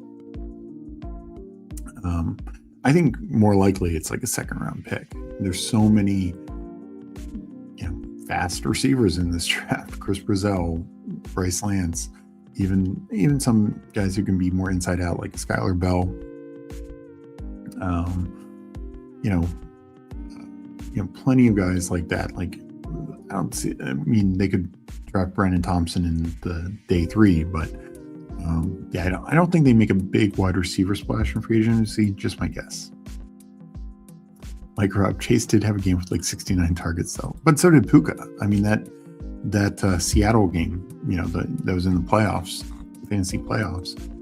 I think Puka had like 19 targets that game. And granted, dude, there was overtime. Let me check.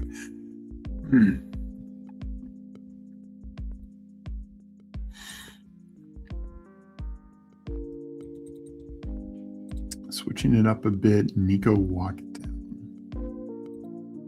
More so when a unique combo here. I get that as well. Like, when you're drafting a volume, get some unique combos. Get some things you're not going to typically get. I wouldn't do it all the time, but you're about to make your 4th pick. So Allen, Love, Big Dog.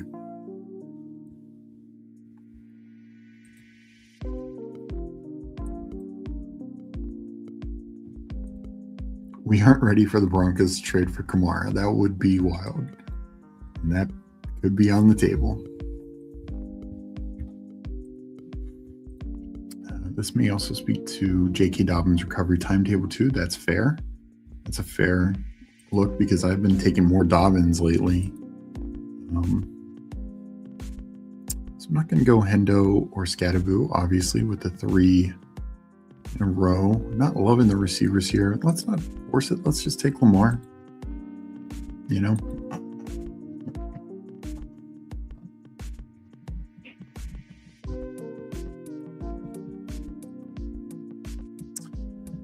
I do not like the Waddle price. I'll go Roman Dunsley.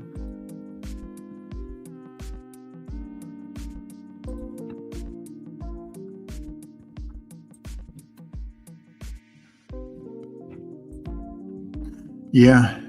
Well, and this is, as I said earlier, that's why that one team where I just stopped at 5 running backs, just got in got my guys and got out. That this whole break here, this whole range, I should sort by ADP. Honestly, Jonah Coleman, Corey Krosky, Merritt, Kenneth Gainwell, Woody Marks. I mean, he's starting to fall, but still not falling near enough. Tracy, Benson, Jordan Mason, Dobbins, Emma Johnson, James Conner, Kamara, kind of to Rashard White. I mean, we're just wrong on them. Like it is 100%. There's a lot of misses in that range. Now, are some probably going to be right, and are some going to probably be good values? Absolutely. But it just feels like a really bad range. There's so much uncertainty.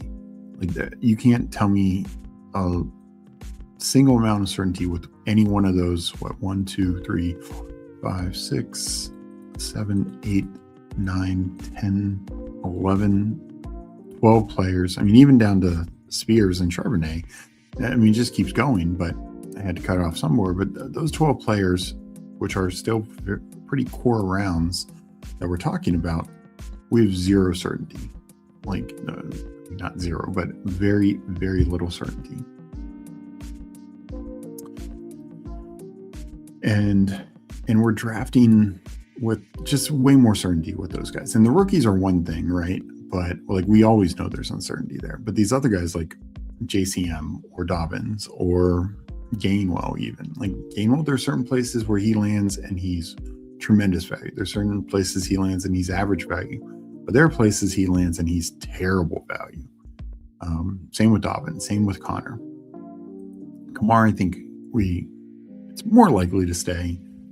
It's just how much competition is there is more probably the issue. JT asks, if ETN leaves, is Tootin Jackson's RB? I think that's what Gladstone wants, but not sure if that's what Liam Cohen wants.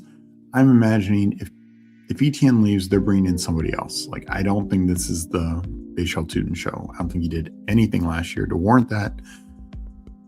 And we'll go DK Metcalf here. And, I mean, he wasn't even earning snaps. He couldn't even earn snaps over LaQuint Allen. Allen was clearly like there, did not expect double quarterback there.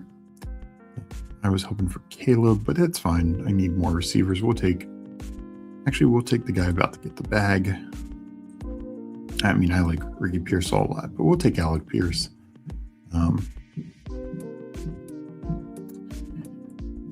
And so Tootin, I think Tootin's pretty inefficiently priced right now because I think he is kind of like a Jalen Warren who's in the same range right now, but that's if ETN leaves. Like, if ETN leaves, they should bring in somebody else. And as we saw, even a Gainwell can, end up taking a large chunk of the workload. So, of course, Dowdle, now Gier, but even, if, J.K. Dobbins is healthy, Rashard White, who is, of course, tied to Liam Cohen, could be an option. And it's just, who does Cohen trust more? I would bet on Rashard White. I mean, maybe Tootin's made strides in year 2, but there was a lot of times where it did not seem like he really had the coaching staff's trust.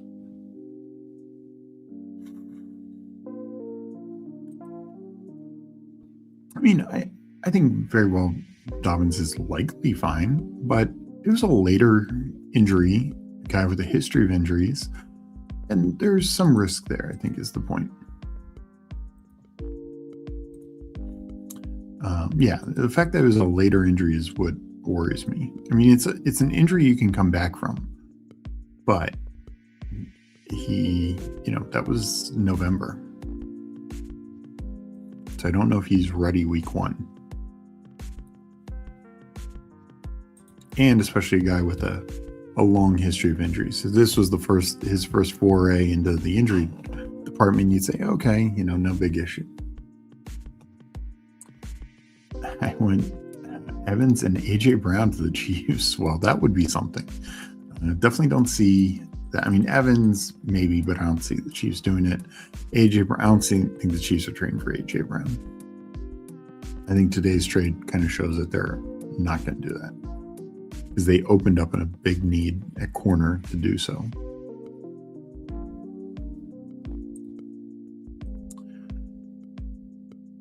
Yeah, exactly. It's usually about a 10 to 12 month time frame, and that's my point on Dobbins. Like, I'd lean to the latter, and for sure. Tootin showed 2026. He showed super explosiveness. Showed explosiveness, but not great vision, not great consistency. That's not for me. His limited touches in the biggest game of the year for the Jags postseason versus the Bills. Tootin takes the job. I do think that's what James Gladstone wants. He was apparently a huge Tootin bull, but Liam Cohen just never talked glowingly about him kind of all year. Got better. I mean, the first video talking about Tootin being drafted looked like a hostage video, but even later, like, he's just very non-committal about him.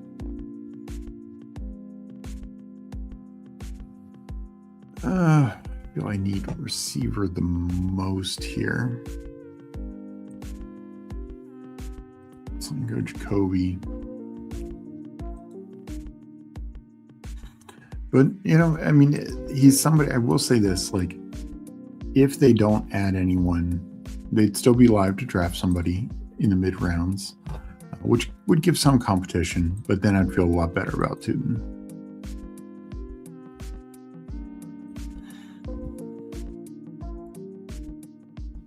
Because I would even worry, even if they added like a Najee Harris. I mean, we've seen Najee Harris put other backs on the bench, like, who people wanted. And, maybe not anymore, but so we're going to go Rico here. That's kind of the cutoff. Rico and Quorum becomes the cutoff for me now, just with less certainty among the rookies, Coleman and Emmett Johnson. And I'm obviously still taking other backs, but I like getting my fourth back here. So yeah, right now I have like almost no Tootin. I'm going to wait and see what they do in free agency, because the thing is, if they do bring ETN back, I think Tootin's one of the worst ADPs at the moment in that case. But I will agree, like, and I know he'll go up, but I will start taking him if ETN's gone. Oh man, love this fall with Fannin, love this team so far. Nice. I wonder who Kansas City's considering at 9.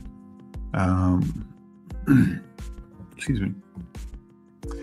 I think it's looking very likely that they're going to have their one or two of the top 3 receivers should be there at 9.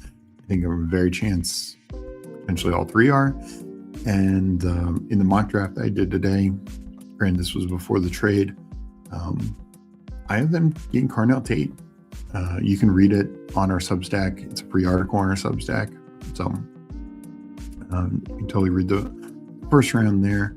But I think Tate is very live for them. If not, I think offensive line or corner, probably Mansour Delane from LSU.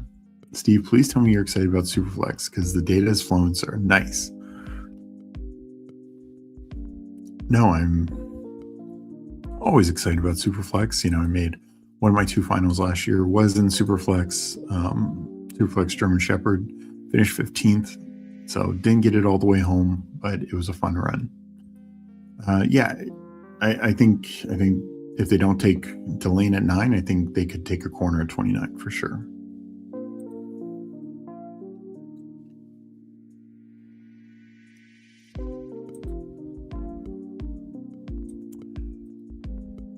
So let's see, coming up here, we are in the 10th round. Make my 10th and 11th picks coming up. I'm sitting at 144. We have Mula at 1341, Danimal at 135, Aiden at 2251, FK at 136. So yeah, a lot of different builds.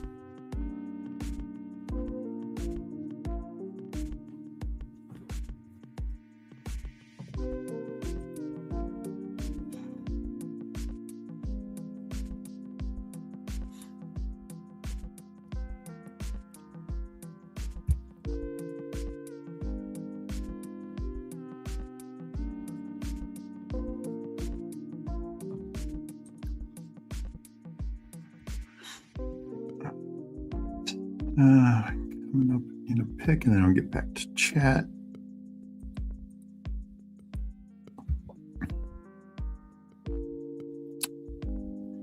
Not feeling tight end.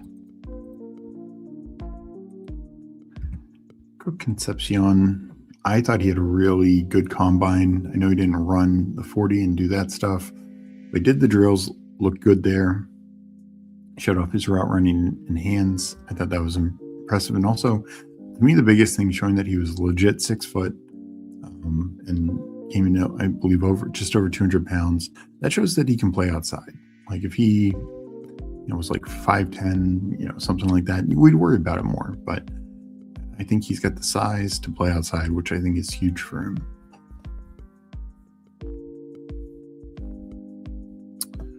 So, I'm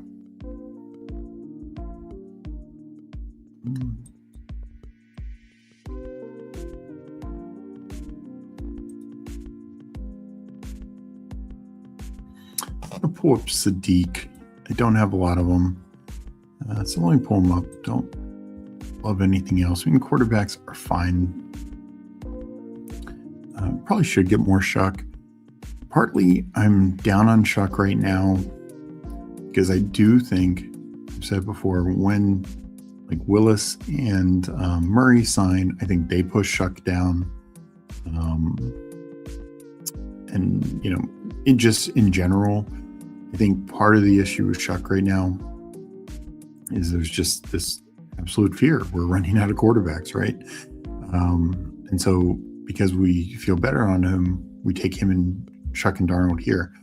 And whether it's Aaron Rodgers, whether it's Kirk Cousins, whether it's Geno, when some of these landing spots start getting filled, and we feel pretty confident about, say, 30, 31 of the teams, 32 if we're lucky, then I think just in general, people will not take Shuck and Darnold near as much, that high, I should say.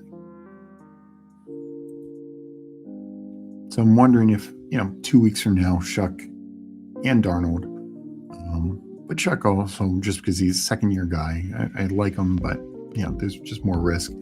Ends up more in the 130-ish range.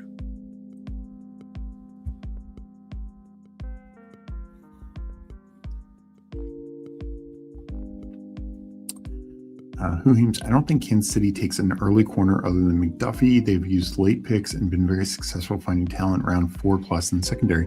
That is true. That's very true. So I just think that end of the first round is definitely a number of corners could still be there. So that's possible, but no, I could see them waiting. Particularly, I will say, if they've not addressed their offensive line, you will want to address it at the end of the first round. Wow, Diggs released by the Patriots. I know there'd been some rumors about that. Maybe it's the off-field stuff. That's interesting. I'll be interested to see where Diggs signs. I think he automatically becomes one of the best wide receivers on the market. So now the Patriots really need to add weapons. I mean, it was not great last year. I think. Wonder if Mike Evans wants to go play in the Colt. That's what I'd be trying to figure out.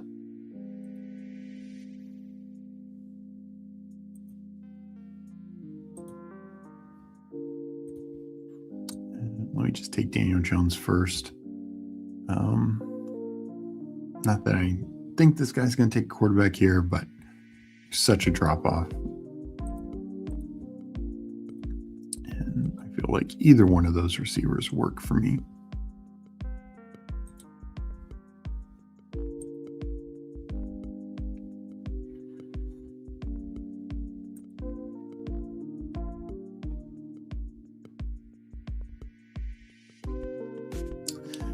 Yeah, that's going to be very... James, I just saw the Aaron Rodgers comment.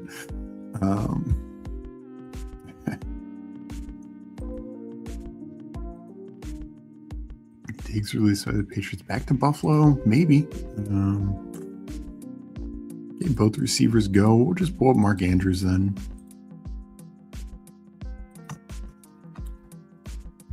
So, I was hoping I could maybe push him because he's a guy who falls to the 160s, but we'll just take Mark Andrews.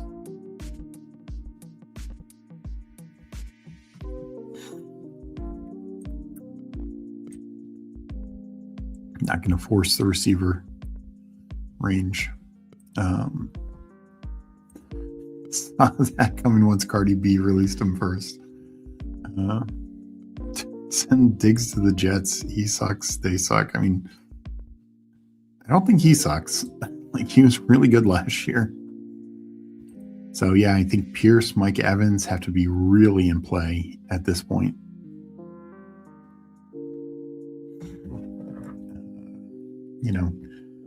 Wandale, I get, but they just need so much more than that. Like,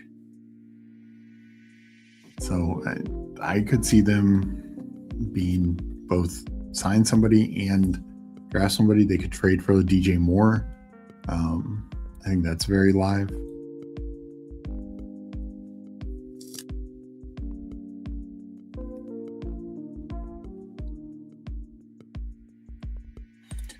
Diggs to Kansas City after they release Rushy to keep up the bad boys vibe.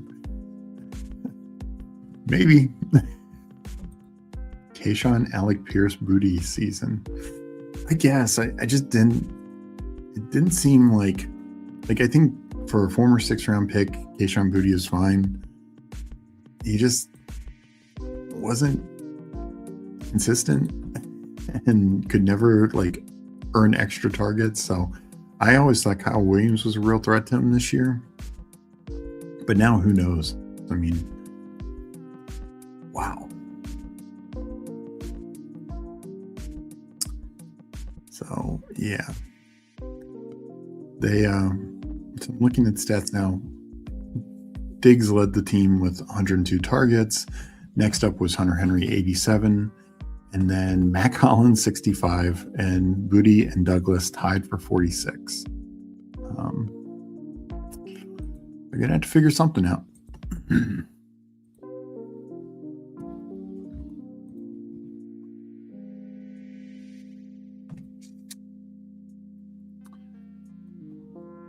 So yeah, and I think Diggs will be interesting because he'll definitely be cheaper than the top end of the market. I mean, he'll sign a good deal, I imagine. He can play inside, outside. That's big. Still, obviously quality receiver. Some off the field stuff, but it's going to be quite interesting to see where he ends up.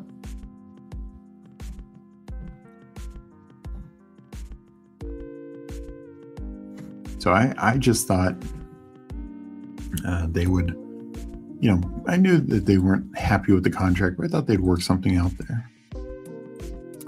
Yeah, we'll take Omar Cooper Jr.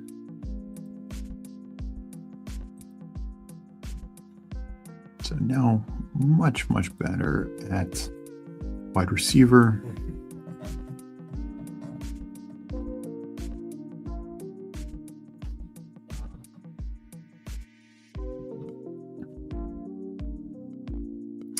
So overall, I'll say I don't Usually I would love to do 9 receivers on this team. Not sure if I can get by with just Sadiq and Andrews at tight end.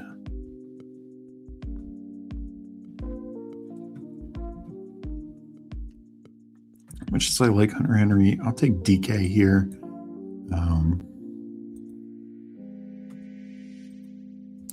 I just want a little, since I'm probably going to be stuck at 8 receivers,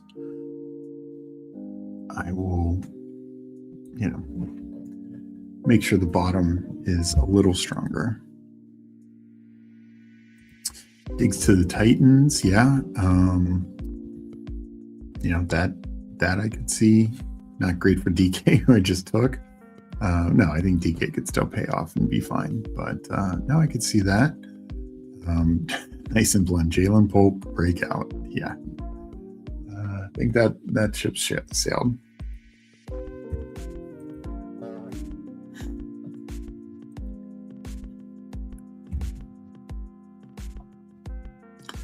So yeah, I see Patriots are in on all the big receiver names, which one would expect now.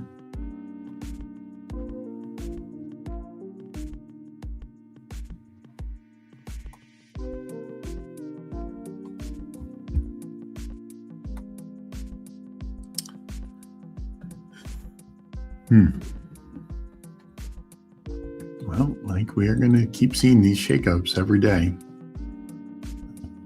So, Diggs' ADP has already fallen. I think until we know a landing spot, I think in this 90 to 110 range is very strong because, he's better than the other free agents who go, Wandale's younger and long-term is better, but I think, it sailed. Didn't want to call it all the way out. But I think these, I like Romeo Doubs, I like Shaheed, but I think Diggs is definitely a better receiver than that. Those guys don't really have top 20 wide receiver upside. Diggs obviously still does. So I think he represents a fine value. We'll just have to see where he ends up. So the Commanders are Steve's favorite team. Who they love the olds. Yep, oldest roster last 2 years. Up pups, good to see you, Pepper Tony. Doing my 3rd draft. So appreciate you jumping in. Again, not out of here, after this. But no, it's been a good day. Definitely reacting to the news of the day, and the latest being the Steph Diggs situation.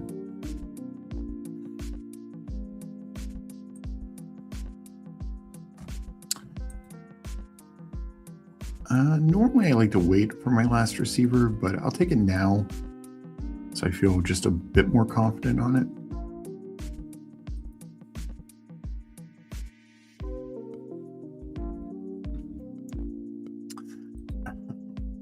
Yeah, just saw the Scooby-Doo mystery. So before you leave, I feel the chat should know, what will you do for a Klondike bar? That's on the Klondike bar. No, always love you, Mike. We still have a few rounds here. I'm now done at receiver. And let's see where I go here.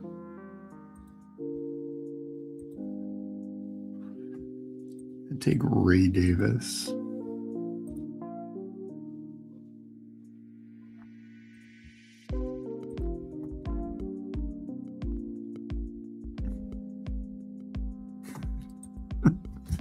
Daily bar way better than Klondike. That was an epic response. Oh my. Definitely getting a little punchy, but just trying to also keep up with Twitter news. See if anything interesting is happening.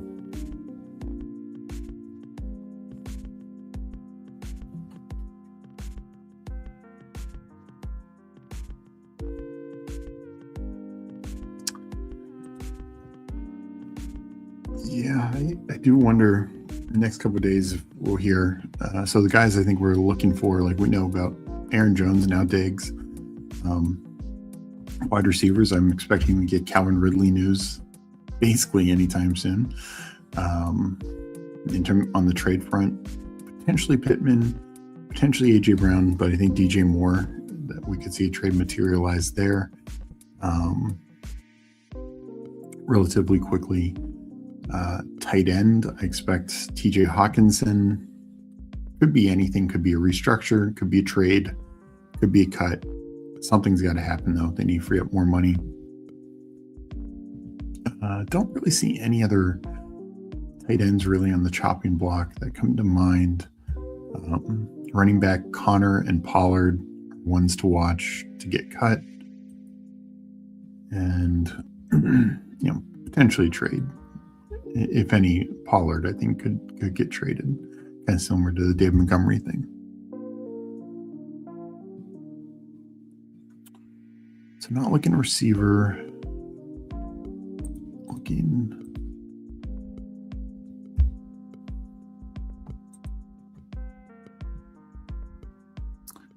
here. I'm getting the feeling we see a three-way trade where DJ Moore ends up in New England, Crosby in Chicago, and Vegas with picks. That is interesting. That's very interesting. I do think Vegas also wants a receiver, but New England might just value it more. So, and because I don't think it would, like, sending Kayshon Boutte to Vegas doesn't help matters. They need a tier above that. This is not a fun range.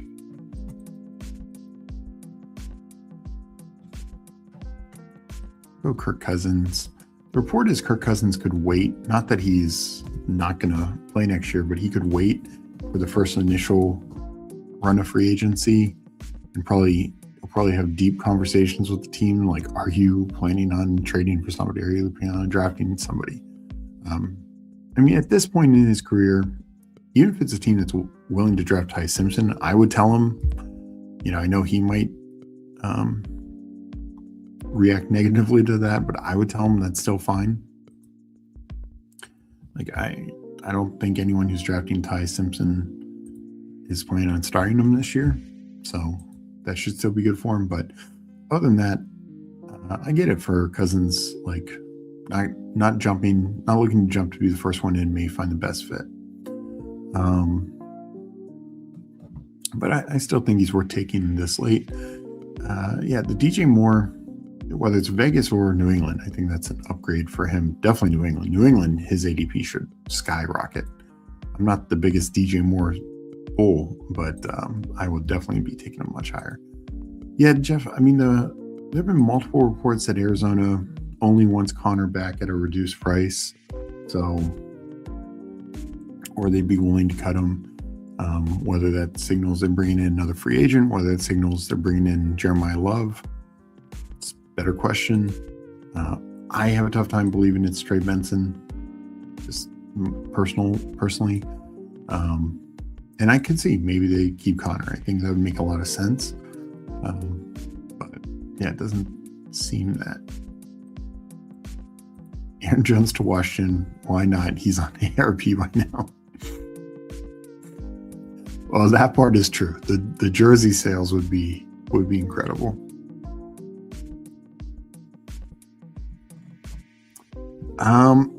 Honestly, I don't. I think he's going to have a market. Like, I think New England was a very good place for him, but where his ADP is, I know early on he started like 70-ish, but he fell kind of quickly.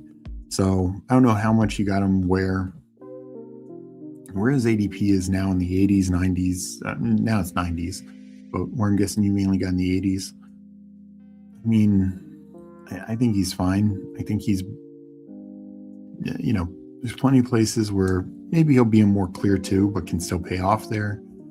And still places where he could end up being the number one target, like Tennessee that was shouted out. Or, I don't know if I'd want Stephon Diggs in Vegas, but Diggs in, he just worked with a young quarterback and helped him get to the Super Bowl. Not saying it's a plug and play situation, but maybe the Raiders, give Steph Diggs a shot. I could see those kind of scenarios. Like if he goes to Miami, I wouldn't feel great about it. He might end up being the team's number one weapon, receiver, I should say.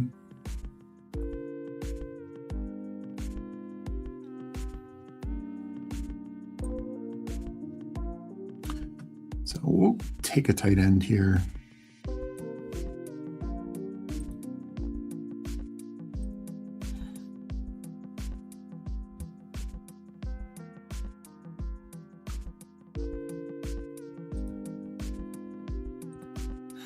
But yeah, I think a lot could happen then. So maybe they just work out a new deal, save a little bit of money. Maybe give him. It's one of those things like they cut his salary by $3 million, give him a chance to earn half of it back in incentives or something like that. That's typically what we see in those kind of situations. So we'll go K-Dot in here. Round out this team.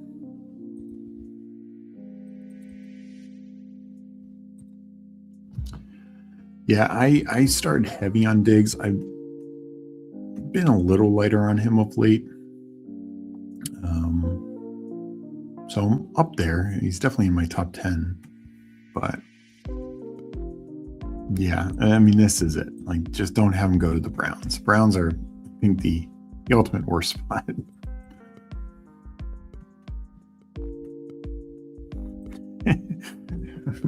Mike giving us all a touch of reality.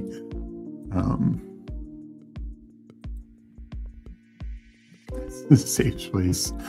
Most people in my life do not know that I do this. Fair. Diggs in Miami would be scarier off the field than Vegas. Fair. Not disagreeing there. I mean, it probably will be Washington. Let's be honest here, right? And I wouldn't hate that. I actually think that would be pretty good for him. So, third draft in the books. Let's see. I went Lamar, Daniel Jones, Kirk Cousins, Bijan, Chase Brown, Josh Jacobs, Rico Dowdle, Ray Davis, Devin Neal. Excuse me. Devin Neal at running back. So overall, I think the room is, top heavy, of course, with the top three backs. That's expected. Rico, I think, is fine. And then two late options in Davis and Neal. There is, and speaking of the Bills, there's some reports that Taron Johnson could be cut. I'd only save him like $1.5 million, but if so, maybe Davis ends up with a little standalone value. That would be fun. So wide receiver's thinner, and I wasn't able to throw 9 at it. I just didn't feel comfortable enough doing that. So, I ended it, still late guys, but a lot of times I'll wait till the 19th, 20th round for like my 7-8. Didn't do that here. Rome, DK Metcalf, Alec Pierce, Jacoby Myers, so still 4 in the top 100. Casey Concepcion is another one very soon after. Omar Cooper Jr., who I think is a screaming value right now. I mean, I think these are 2 first-round receivers right now. Tamari DK and Trey Harris, so a couple second-year guys who could obviously have bigger roles this year. Sadiq, took him a little early, but do want to start getting more shares of him. Mark Andrews and K-Dot. Andrews obviously tied with Lamar. So that feels pretty good. Let's see. I think, and sorry, it's been a long day. Shout out. I know I'm pretty sure FK is a YouTube member, so I will read out his team. I don't know if anyone else is, so I apologize if I forgot that off the top of my head. If somebody else is, please let me know. I meant to write down the list, but I did not do that before the stream. So let me look at FK's team. Patrick Mahomes, Kyler Murray, Geno Smith. Definitely 2 starters. Geno, I think, is very, very live to be starting also. Both Murray and Geno are, apparently circling the Viking situation, which is probably the best situation out there. Ashton Genty, and I did kind of think that he had Justin Jefferson. Genty, Monty, Jonah Coleman, Mike Washington Jr., Taj Spears. So anchor running back. Monty, though, clear starter. 2 rookies in that next tier in Taj Spears. Justin Jefferson, with 2 shots of potentially getting a stack.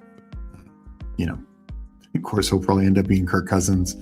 Ladd McConkey, Jameson Williams, Carnell Tate, Xavier Worthy, Steph Diggs, who he took and got picked, got some value, which is nice. So Worthy tied with Mahomes. We'll see where Diggs and Tate end up, but I like that receiver room, very strong there, and a couple late shots in Brazil and Cooper Kupp. And then 4 tight ends. Ferg, Theo Johnson, Dalton Schultz, and Terrence Ferguson. So both Fergusons, Theo Johnson and Dalton Schultz. I think, I love Ferg and Schultz at their ADPs. Theo, I think, is fine. His ADP probably has some surplus, and so does Ferguson. And I'm guessing you went there just with the 20 pick fall there. It's pretty nice.